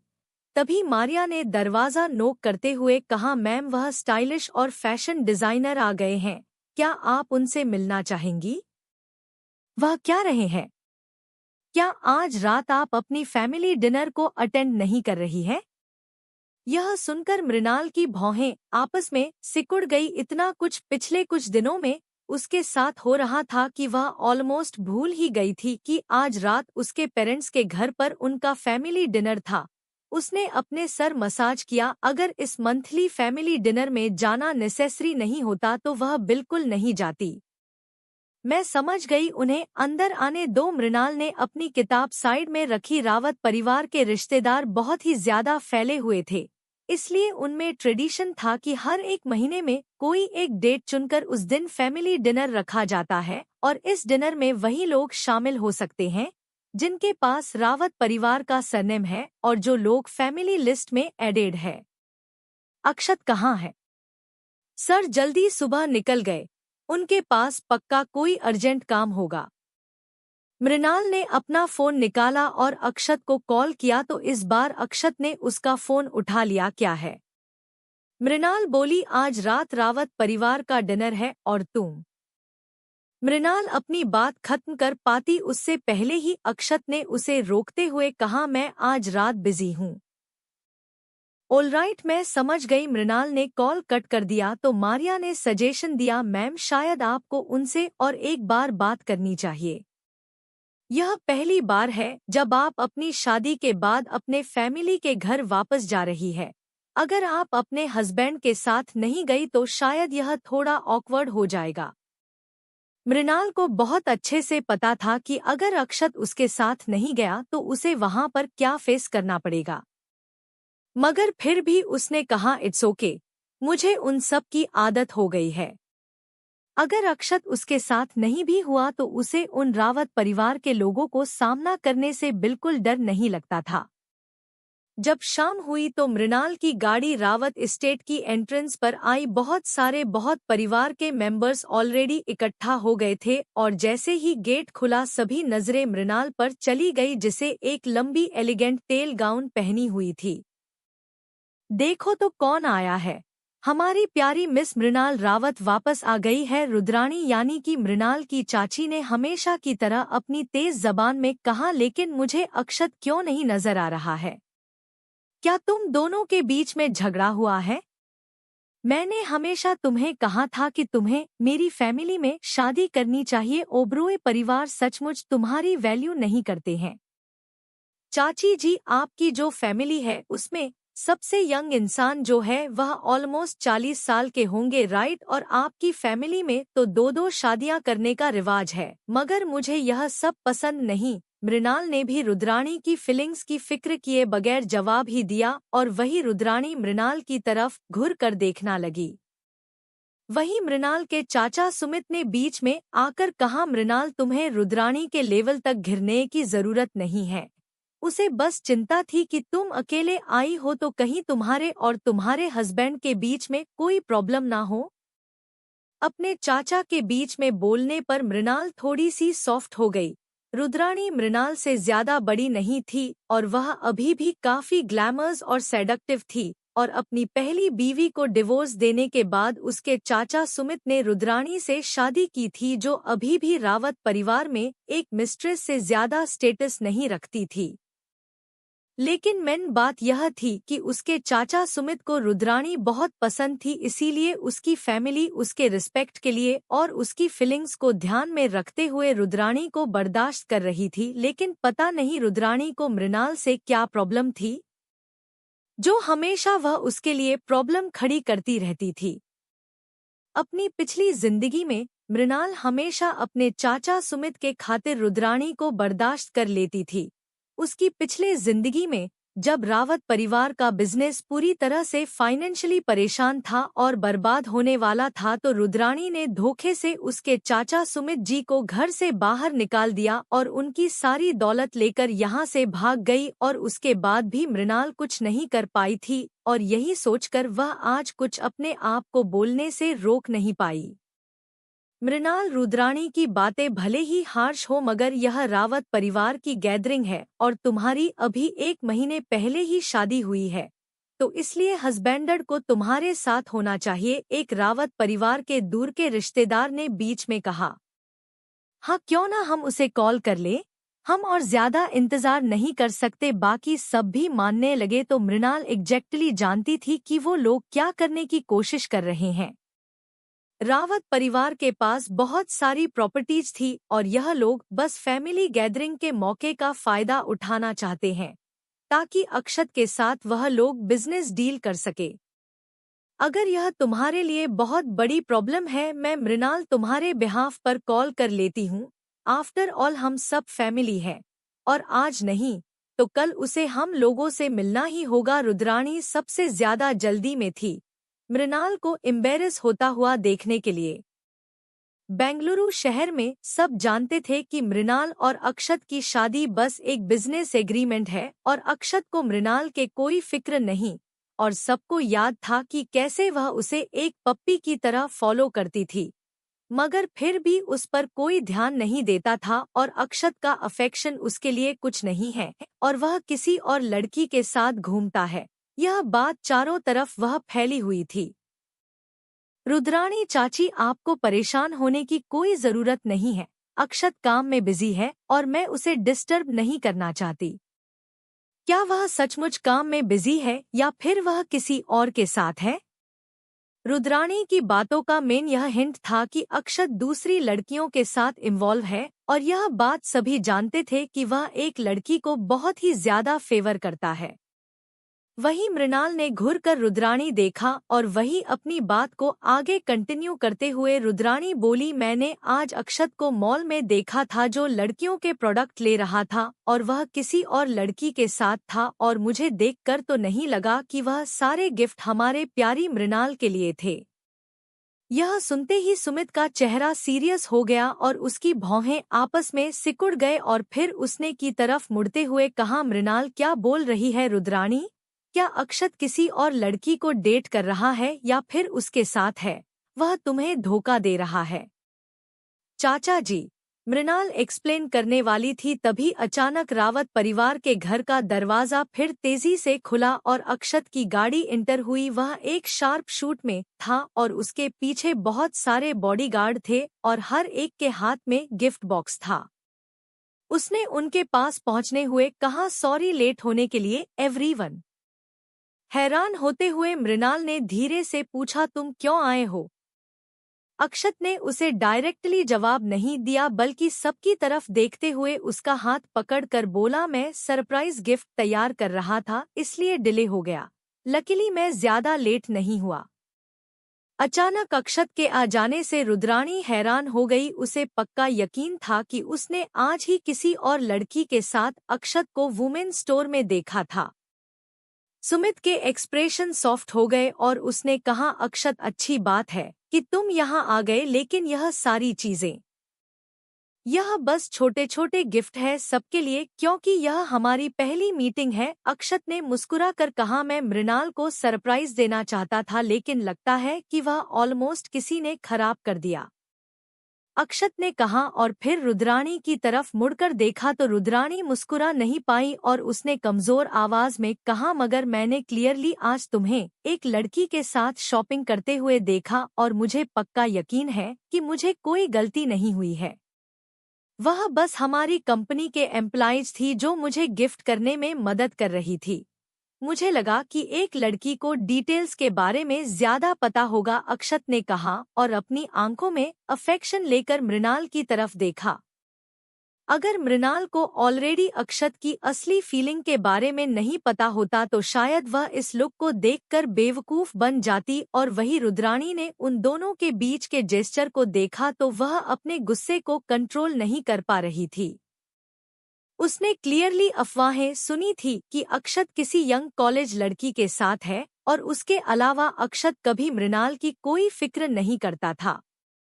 अक्षत ना सिर्फ टैलेंटेड है बल्कि हमारी मृणाल के लिए काफी प्रोटेक्टिव भी है। अब मैं काफी खुश हूँ। हमारी बेटी की फ्यूचर के लिए मुझे पक्का यकीन है कि ऊपर स्वर्ग में बैठे हुए मेरे बड़े भैया को भी सेम फीलिंग हो रही होगी। और उसके अलावा यह फैमिली डिनर है, इसलिए इन फॉर्मेलिटीज की कोई जरूरत नहीं है, सुमित ने खुश होकर कहा और अक्षत को अंदर टेबल ज्वाइन इन करने के लिए बुलाया। मृणाल, जिसने अक्षत का हाथ पकड़ा हुआ था, उसने धीरे से कहा, मैंने उम्मीद नहीं की थी कि तुम इतने अच्छे एक्टर हो गए। वह तो मैं हूँ। अक्षत की आवाज हमेशा की तरह कुल थी और वही डाइनिंग टेबल पर रुद्राणी काफी अनकंफर्टेबल तरीके से बैठी हुई थी और लगातार अक्षत और मृणाल की तरफ देख रही थी, जैसे उनके इंटरेक्शन में कुछ कमी निकालना की कोशिश कर रही हो। चाची, क्या मेरे चेहरे पर कुछ लगा हुआ है जो आप लगातार इस तरह देखे जा रही है? मृणाल ने अचानक से कहा, जिसकी वजह से रुद्राणी हड़बड़ा गई और उसने जवाब दिया, मैं बस तुम्हारे और तुम्हारे हस्बैंड के लविंग कपल को एडमायर कर रही थी। यह तो बिल्कुल वैसा नहीं है जैसा कि अफवाहों में बताया जाता है। अफवाहों पर भरोसा नहीं करना चाहिए चाची जी, मैंने उम्मीद नहीं की थी। क्या आप इस तरह की बेसलेस बातों पर भरोसा करती होगी? मृणाल ने कहा और एक स्टेक का पीस उठाकर अक्षत के प्लेट में रख दिया। अक्षत यूजुअली बहुत ही लाइट मील प्रेफर करता था, मगर इस बार उसने बिना कुछ कहे स्टेक खा लिया और यहाँ तक कि एक फिश उठाकर मृणाल की प्लेट में भी राखी। तो रुद्राणी ने फोर्सफुल मुस्कुराहट के साथ कहा, हाँ, अफवाहें सच नहीं हो सकती है। आज सच में मेरी आंखें खुली गई है यह देखकर कि मिस्टर ओबेरॉय हमारी मृणाल की कितनी फिक्र करते हैं। वही उनके इंटरेक्शन को देखते हुए सुमित ने अपने कंफ्यूजन में पूछा, मृणाल, तुम्हें फिश कब से पसंद आने लगी? तुम तो बचपन से फिश से नफरत करती थी। यह सुनकर रुद्राणी को एक मौका मिल गया और उसने मृणाल की तरफ ऐसे देखा जैसे उसने किसी जानवर को अपने जाल में फंसा लिया हो और बोली, ओ हाँ, मुझे भी याद आया कि हमारी मृणाल को कभी भी फिश पसंद नहीं थी। तो मिस्टर ओबरॉय के बारे में कैसे नहीं पता? क्या ऐसा हो सकता है कि चाची, आप ज्यादा सोच रही है? मृणाल ने जल्दी से डिफेंड करते हुए कहा, बात यह है कि अक्षत को हमेशा लाइट मिल्स अच्छी लगती है, इसलिए मैंने उसके अकॉर्डिंग ही अपना टेस्ट बना लिया है। रुद्राणी क्लियरली मृणाल की इस एक्सप्लेन पर भरोसा नहीं करने वाली थी और वह कुछ कहने ही वाली थी। तभी अक्षत अचानक बोला, लगता है कि आपको मुझ पर और मृणाल पर उतना भरोसा नहीं है। ऑफ कोर्स नहीं, मैं बस तुमने शादीशुदा जोड़ों को लेकर चिंता में थी। अक्षत को फेस करते हुए रुद्राणी की सारी हिम्मत चली गई और उसने आगे बोलने की कोई हिम्मत नहीं की। वहीं मृणाल चुपचाप अपना खाना खाती रही। यह रावत परिवार का फैमिली डिनर था, मगर कुछ लोग अभी भी जज कर रहे थे। भले ही वह रावत परिवार की बेटी थी, ऑफिशियली उसके रिलेटेड और एसोसिएट उसके खिलाफ नहीं बोलते थे, मगर रियलिटी में वह लोग उसके फेल होने का इंतजार नहीं कर सकते थे। जब से उसके डैड इस दुनिया से गए थे, सब लोग जो यहाँ बैठे हुए थे यही उम्मीद कर रहे थे कि वह लोग हेड ऑफ द फैमिली की जगह किसी तरह हासिल कर ले। उसकी एक गलती और उसके डैड की जितनी भी इनहेरेंटिस थी उसके पास, वह सब इन सब में बराबर बराबर डिवाइड हो जाएगी। अपनी पिछली जिंदगी में उसने अक्षत का प्यार पाने की कोशिश में यह सब कुछ पीछे छोड़ दिया था, जिसकी वजह से रावत परिवार बहुत जल्दी बर्बाद हो गया था। पीछे देखते वक्त वह अपने आप को बहुत ही बेवकूफ समझती थी, जो उसने अपना सब कुछ अक्षत को दे दिया, जो उसे कभी सीरियसली लेता भी नहीं था। उस वक्त अक्षत की सिर्फ एक बात उसे उसकी मुसीबतों से बचा सकती थी, मगर उसने कभी उसके हक में कुछ नहीं बोला और बस उसकी बेइज्जती का और उसके बर्बादी का तमाशा में इनडिफरेंटली देखता रहा। इस बारे में सोचकर मृणाल ने अनकॉन्शियसली अपना हाथ अक्षत के हाथ से छुड़ा लिया, जिसकी वजह से अक्षत की भौहें आपस में सिकुड़ गई। लेकिन खुशकिस्मती से उनके इस जेस्चर को आसपास बैठे हुए किसी इंसान ने नोटिस नहीं किया। वहीं फैमिली डिनर के बाद अक्षत और मृणाल रावत स्टेज से हाथ में हाथ पकड़कर निकले और जैसे ही वह लोग बाहर आए मृणाल ने अपना हाथ छुड़ा लिया। Chapter 10 admission letter. इतने दिनों का चैप्टर ना देने के लिए सॉरी। चलिए अब आगे बढ़ते हैं। अब तक आपने पढ़ा कि मृणाल अपनी फैमिली डिनर में जाती है जहां अक्षत वहां आ जाता है और उसकी फैमिली के सामने वह दोनों मिलकर एक अच्छा कपल होने का नाटक करते हैं। अब आगे। अपने खाली हाथ को देखते हुए अचानक अक्षत को बेचैनी फगल होने लगी। थोड़ी देर बाद मृणाल ने पूछा, तुम यहाँ कैसे आ गए? तुम्हें बहुत अच्छे से पता था कि अगर तुम अकेले आई तो यह लोग इसी तरह तुम्हें परेशान करेंगे, तो फिर भी तुम अकेले क्यों आई? यह सुनकर मृणाल के कदम रुक गए और फिर उसने जवाब दिया, मैंने तुमसे पहले सवाल किया था। अक्षत ने अपने लिप्स दबाए और फिर कहा, आज नित्या का बर्थडे है और मुझे अभी भी वहां जाना है। नित्या का बर्थडे? मृणाल ने हैरानी से उसकी तरफ देखते हुए कहा, तो तुम यहाँ क्यों आए? अक्षत हमेशा से ही नित्या की फिक्र दूसरे लोगों से ज्यादा करता था और वही मृणाल की टोन सुनकर अक्षत की भौहें आपस में सिकुड़ गए और उसने कहा, रावत परिवार का फैमिली डिनर बहुत ही क्रूशियल है। ओबेरॉय परिवार और रावत परिवार के बीच के जो रिलेशनशिप है उन्हें मेंटेन करने के लिए इसलिए मुझे आना पड़ा। तो तुम नहीं आना चाहते थे? मृणाल ने सॉफ्टली कहा। क्या कहा तुमने?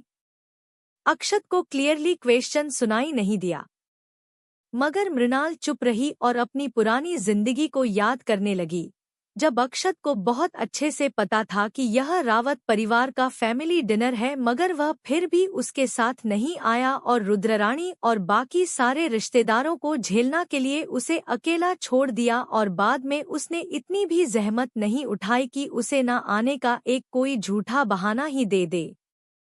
मैंने कहा कि क्या यह ज्यादा एप्रोप्रिएट नहीं होता अगर तुम नित्या के साथ उसका बर्थडे सेलिब्रेट करते? मुझे तुम्हारे रिमाइंडर की जरूरत नहीं है। नित्या का नाम आते ही अक्षत की टोन सॉफ्ट हो गई और उसने कहा, नित्या बचपन से ही पेरेंट्सलेस रही है और बहुत ही ओबेडिएंट और सेंसिबल रही है। जब उसने सुना कि रावत परिवार का फैमिली डिनर है, उसने मुझसे कहा कि मैं जल्दी यहाँ आऊँ चीज हैंडल करने के लिए और मैंने उसे प्रॉमिस किया कि मैं डिनर के बाद उसकी बर्थडे पार्टी में उसे ज्वाइन करूँगा।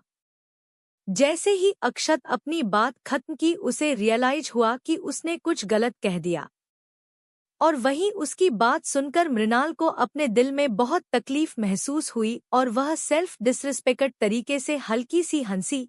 नित्या के बचपन से ही पेरेंट्स नहीं है लेकिन उसका क्या? अक्षत की आंखों में वह और नित्या दोनों ही अलग अलग दुनिया से हैं, जबकि उसने भी बचपन में ही अपने पेरेंट्स को खो दिया था। जो तुम्हारी मर्जी करें वह करो, मैं घर जा रही हूँ। मृणाल ने अपना सर घुमाया और वह गाड़ी में बैठने के लिए तैयार थी और शायद अक्षत जानता था कि उसने कुछ गलत कह दिया, इसलिए उसने टाइटली मृणाल का हाथ पकड़ा और डिप आवाज में बोला, नित्या छोटी छोटी चीजों को दिल पर ले लेती है। पिछले कुछ सालों से मैं ही उसके लिए एक बड़ा था जो उसका बर्थडे उसके साथ सेलिब्रेट करता था। अगर मैंने इस साल मिस कर दिया क्योंकि मेरी शादी हो गई है तो मुझे डर है कि वह ज्यादा सोचने लगेगी। अक्षत ने जानबूझकर बड़े शब्द पर जोर देते हुए कहा। तो वहीं मृणाल ने कोल्डली अक्षत का हाथ झटकते हुए कहा, इसका मुझे कोई लेना देना नहीं है, जाओ और जाकर नित्या के साथ रहो। वह हमेशा ही अकेली रहती है और आज उसके बर्थडे जैसे इम्पोर्टेंट दिन भर उसे तुम्हारी जरूरत होगी। अक्षत को लगा था कि मृणाल कुछ नाटक करेगी या फिर रोएगी, मगर वह उसे जेन्युइनली नित्या के साथ भेजना के बारे में सुनकर उसे और भी ज्यादा बुरा फील होने लगा। मृणाल के जाने के बाद जयेश ने अपने बॉस का खराब मूड नोटिस किया और वह अपने आप को कहने से रोक नहीं पाया, सर मिस नित्या अभी भी आपका होटल में इंतजार कर रही है। मैं जानता हूँ। और वही होटल के अंदर नित्या ने ऑलरेडी डेकोरेटेड बर्थडे बैकड्रॉप और candle light dinner set table को देखा और उसका मूड भी तुरंत अच्छा हो गया। उसने जानबूझकर रूम की लाइट डिम कर दी थी और पूरे रूम में एक सॉफ्ट गलो बिखरा हुआ था जिसकी वजह से काफी रोमांटिक माहौल क्रिएट हो रहा था। आज उसने डिफरेंट कपड़े पहने थे और जानबूझकर और भी ज्यादा मैच्योर और सेडक्टिव आउटफिट पहने था। जब से उसने मृणाल को वह स्टनिंग गॉर्जियस ड्रेस पहने हुए देखा था, उसे रियलाइज हो गया था कि उसके और मृणाल के बीच में कितना बड़ा गैप है। अक्षत उसे हमेशा ही एक यंग लड़की की तरह ट्रीट करता है, एक ऐसी औरत के तौर पर नहीं जिससे वह अपना लाइफ पार्टनर चूज कर सके। उसे आज की इस अपॉर्चुनिटी का फायदा उठाते हुए अक्षत को अपनी फीलिंग्स के बारे में बात देना होगा। क्रैक दरवाजा खुला तो नित्या का दिल बहुत ही तेजी से बिल्कुल एक ड्रम की तरह बजने लगा। उसने पीछे मुड़कर देखा तो उसे अक्षत होटल के अंदर आते हुए दिखाई दिया तो वह तुरंत जाकर उसके गले लग गई। नित्या, मुझे लगा कि आप आएंगे ही नहीं। नित्या की आवाज धीमी थी और ऐसा लग रहा था जैसे उसके साथ कोई गलत बात हुई हो। वही अक्षत ने जेटली उसे दूर किया और कहा, आज तुम्हारा बर्थडे है और मैंने प्रॉमिस किया था कि मैं यहाँ आऊंगा, तो मैं अपनी बातों से पीछे नहीं हट सकता। यह सुनते ही नित्या के गाल हल्के शर्म से लाल हो गए, लेकिन अक्षत की भौहें आपस में सिकुड़ गई नित्या का आउटफिट देखकर और रूम का डेकोरेशन देखकर। अक्षत में, नित्य, यह ड्रेस तुम्हारी जैसी लड़कियों के लिए ठीक नहीं है। नित्य कुछ बोल पाती उससे पहले ही अक्षत ने ऑलरेडी उसकी बात रोक दी, जिससे नित्या हैरान हो गई। और वही अक्षत ने कैजुअली जाकर रूम के लाइट ऑन करते हुए कहा, क्या तुम्हें वह बर्थडे गिफ्ट पसंद आया जो मैंने तुम्हारे लिए भिजवाया था? मुझे बहुत पसंद आया। नित्या के दिमाग में अभी भी वही कमेंट चल रहा था जो थोड़ी देर पहले अक्षत ने किया था और वह उसकी बातों का मतलब समझना की कोशिश कर रही थी। तभी अक्षत बोला, मैंने इस होटल में तुम्हारे लिए रूम इसलिए बुक करवाया है जयेश से, ताकि तुम यहाँ अपने कुछ दोस्तों को इनवाइट करके मजे कर सको, और फिर यह तुम्हारे कॉलेज के नजदीक में ही है, इसलिए कल क्लास जाने में तुम्हें आसानी होगी। नित्या हैरान हो गई और वही अक्षत की टोन कोल्ड हो गई थी। मुझे आज रात कुछ काम है, इसलिए तुम्हें जाकर आराम करना चाहिए। अक्षत, नित्या ने जैसे ही देखा कि अक्षत वहां से जाने वाला है, वह तुरंत उसे पीछे से गले लगा लिया और हल्की रोती हुई आवाज में बोली, क्या मैंने कुछ गलत किया है? आप अचानक ऐसा क्यों बिहेव कर रहे हैं? वही अक्षत ने जेटली नित्या के हाथ जो उसके आसपास लिपटे हुए थे उन्हें हटाया और ज्यादा हार्श हुए बिना उसने सख्त आवाज में कहा, मुझे उम्मीद है कि तुम अपनी पढ़ाई पर ज्यादा फोकस करोगी और आसपास की चीजें से भ्रम में नहीं पड़ोगी। यह सुनकर नित्या का दिल कांप गया और जब तक वह अपनी होश में वापस आई, अक्षत ऑलरेडी वहां से जा चुका था। जयेश ने गाड़ी होटल के बाहर पार्क की थी और जब उसने कुछ मिनट के अंदर ही अक्षय को वापस आते हुए देखा अंदर जाने के बाद, तो वह अपने आप को क्यूरियस होकर पूछने से रोक नहीं पाया, सर, क्या आज मिस नित्या का बर्थडे सेलिब्रेशन नहीं है और क्या आप उनके साथ नहीं रहने वाले हैं? गाड़ी चलाओ, घर चलो। अक्षत के एक्सप्रेशन बहुत ही कोल्ड थे और इतने सालों तक अपने बॉस के साथ रहने की वजह से जयेश जानता था कि उसका मूड खराब है। अक्षत गाड़ी में बिल्कुल शांति से बैठा हुआ था। वह नित्या को डिफरेंट तरीके से देखा था या फिर उसकी मदद करता था, क्योंकि वह काफी इनोसेंट और काइंड थी। इतने सालों से अपर क्लास में रहने और बड़े होने की वजह से उसे जो मैनिपुलेशन औरतें करती है उसकी बहुत अच्छी पहचान थी, लेकिन उसने कभी उम्मीद नहीं की थी कि जिस स्टूडेंट को वह पर्सनली स्पॉन्सर कर रहा है वह भी इस तरीके से बन जाएगी। अचानक अक्षत ने जयेश से पूछा, क्या मैं नित्या के साथ कुछ ज्यादा ही काइंड बिहेव करता हूँ? हाँ सर, आप हमेशा ही मिस नित्या के साथ काफी काइंड थे। और मृणाल के बारे में क्या? यह सुनकर जयेश थोड़ा हिचकिचाने लगा, मगर फिर भी उसने किसी तरह कहा, आप हमेशा अपनी वाइफ के साथ बहुत ही पोलाइट रहे हैं सर। यह सुनकर अक्षत ने अपने लिप्स दबा दिए और अचानक उसे रुद्राणी की कही हुई वह बातें याद आई जो कुछ देर पहले उसने रावत परिवार के डिनर में कही थी। लगता है कि पूरे बेंगलुरु शहर में सब जानते हैं कि वह मृणाल को कुछ ज्यादा पसंद नहीं करता है और ना ही उसे फेवर करता है। सिर्फ वही एक लौता ऐसा इंसान था जिसे इन अफवाहों के बारे में ज्यादा कुछ ना पता था और ना ही उन पर वह ध्यान देता है। कल से तुम्हें नित्या को पिक करके कॉलेज छोड़ने की कोई जरूरत नहीं है। इसी तरह कुछ दिन बीत गए और रावत परिवार की फैमिली डिनर के कुछ दिनों के बाद मृणाल को उसका एक्सेप्टेंस लेटर आ गया था ईस्टवुड कॉलेज की तरफ से।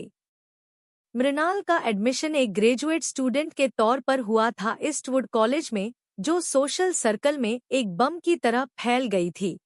सबको पता था कि ईस्टवुड कॉलेज फाइनेंस सेक्टर का टॉप इंस्टीट्यूशन है और मृणाल हमेशा से ही एक सोशलिटी रही थी जिसका फाइनेंस से कोई एक्सपीरियंस या लेना देना नहीं था, जिसकी वजह से सब लोगों को यह बात हैरानी भरी लग रही थी और वह लोग इस पर शक भी कर रहे थे। डिंग डिंग।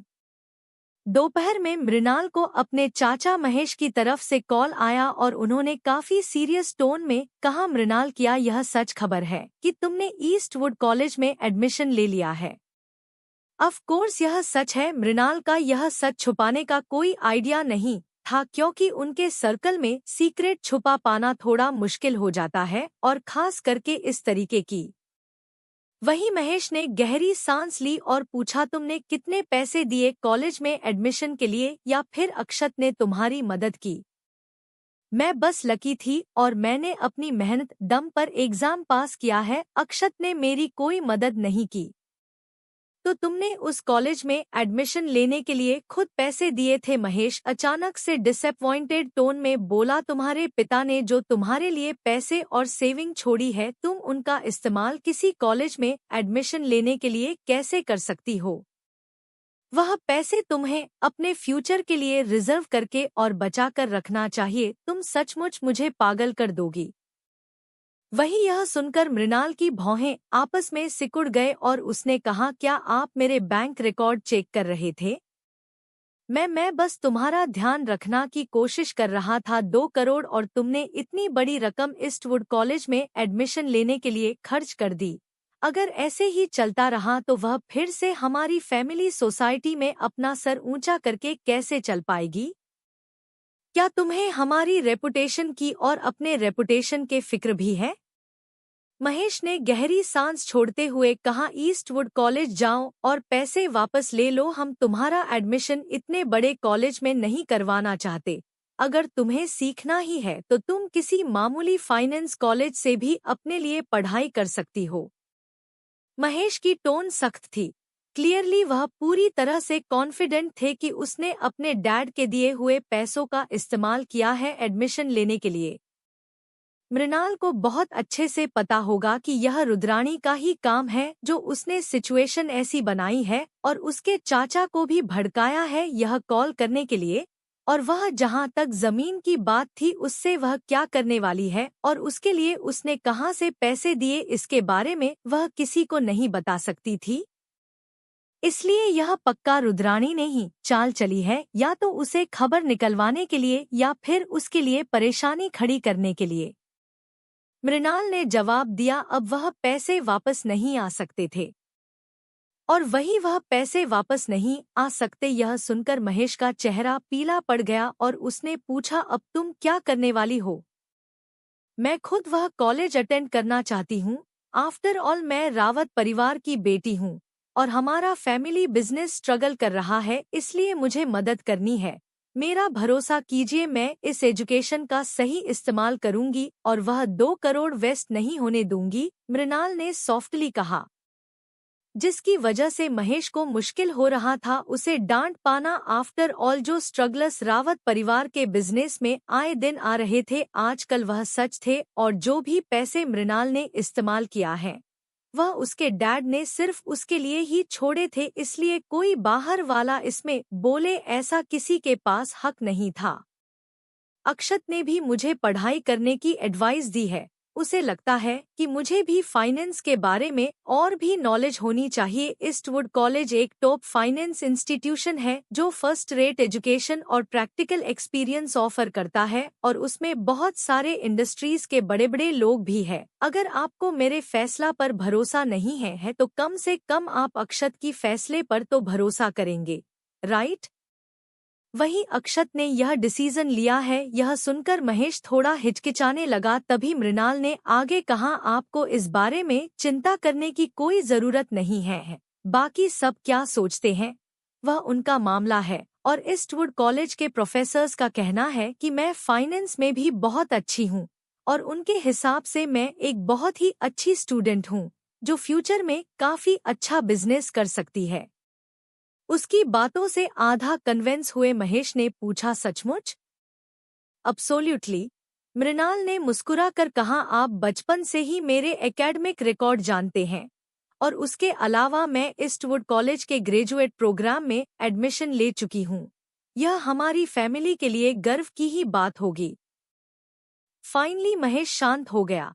सचमुच 20-21 साल की उम्र में ईस्टवुड जैसे बड़े कॉलेज का ग्रेजुएट स्टूडेंट बनना सच में बहुत ही प्रेस्टीजियस मामला था। और अगर रुद्राणी को शक नहीं होता उन 2 करोड़ रुपयों के अचानक गायब हो जाने का तो वह यह कॉल करता भी नहीं। महेश को कॉल कट कर देने के बाद मृणाल ने अपने आप को सार्कास्टिकली हंसने से रोक नहीं पाई। उसने उम्मीद नहीं की थी कि रुद्राणी की नजरें उसकी डैड की प्रॉपर्टी जो उन्होंने उसे दी थी उसे पर इतनी जल्दी पड़ जाएगी। और उसने महेश को भी कन्विंस कर लिया है उसके बैंक ट्रांजैक्शंस पर नजर रखना के लिए। लगता है रुद्राणी यह काफी लंबे वक्त से प्लान कर रही थी। और वहीं मृणाल ने बैंक के मैनेजर का नंबर डायल किया तो ऑपरेटर जल्दी से उठा लिया और जवाब दिया, हेलो मिस मृणाल, मैं आपकी कैसे मदद कर सकती हूँ? मुझे मेरे सारे एसेट दूसरे अकाउंट में ट्रांसफर करवाने हैं।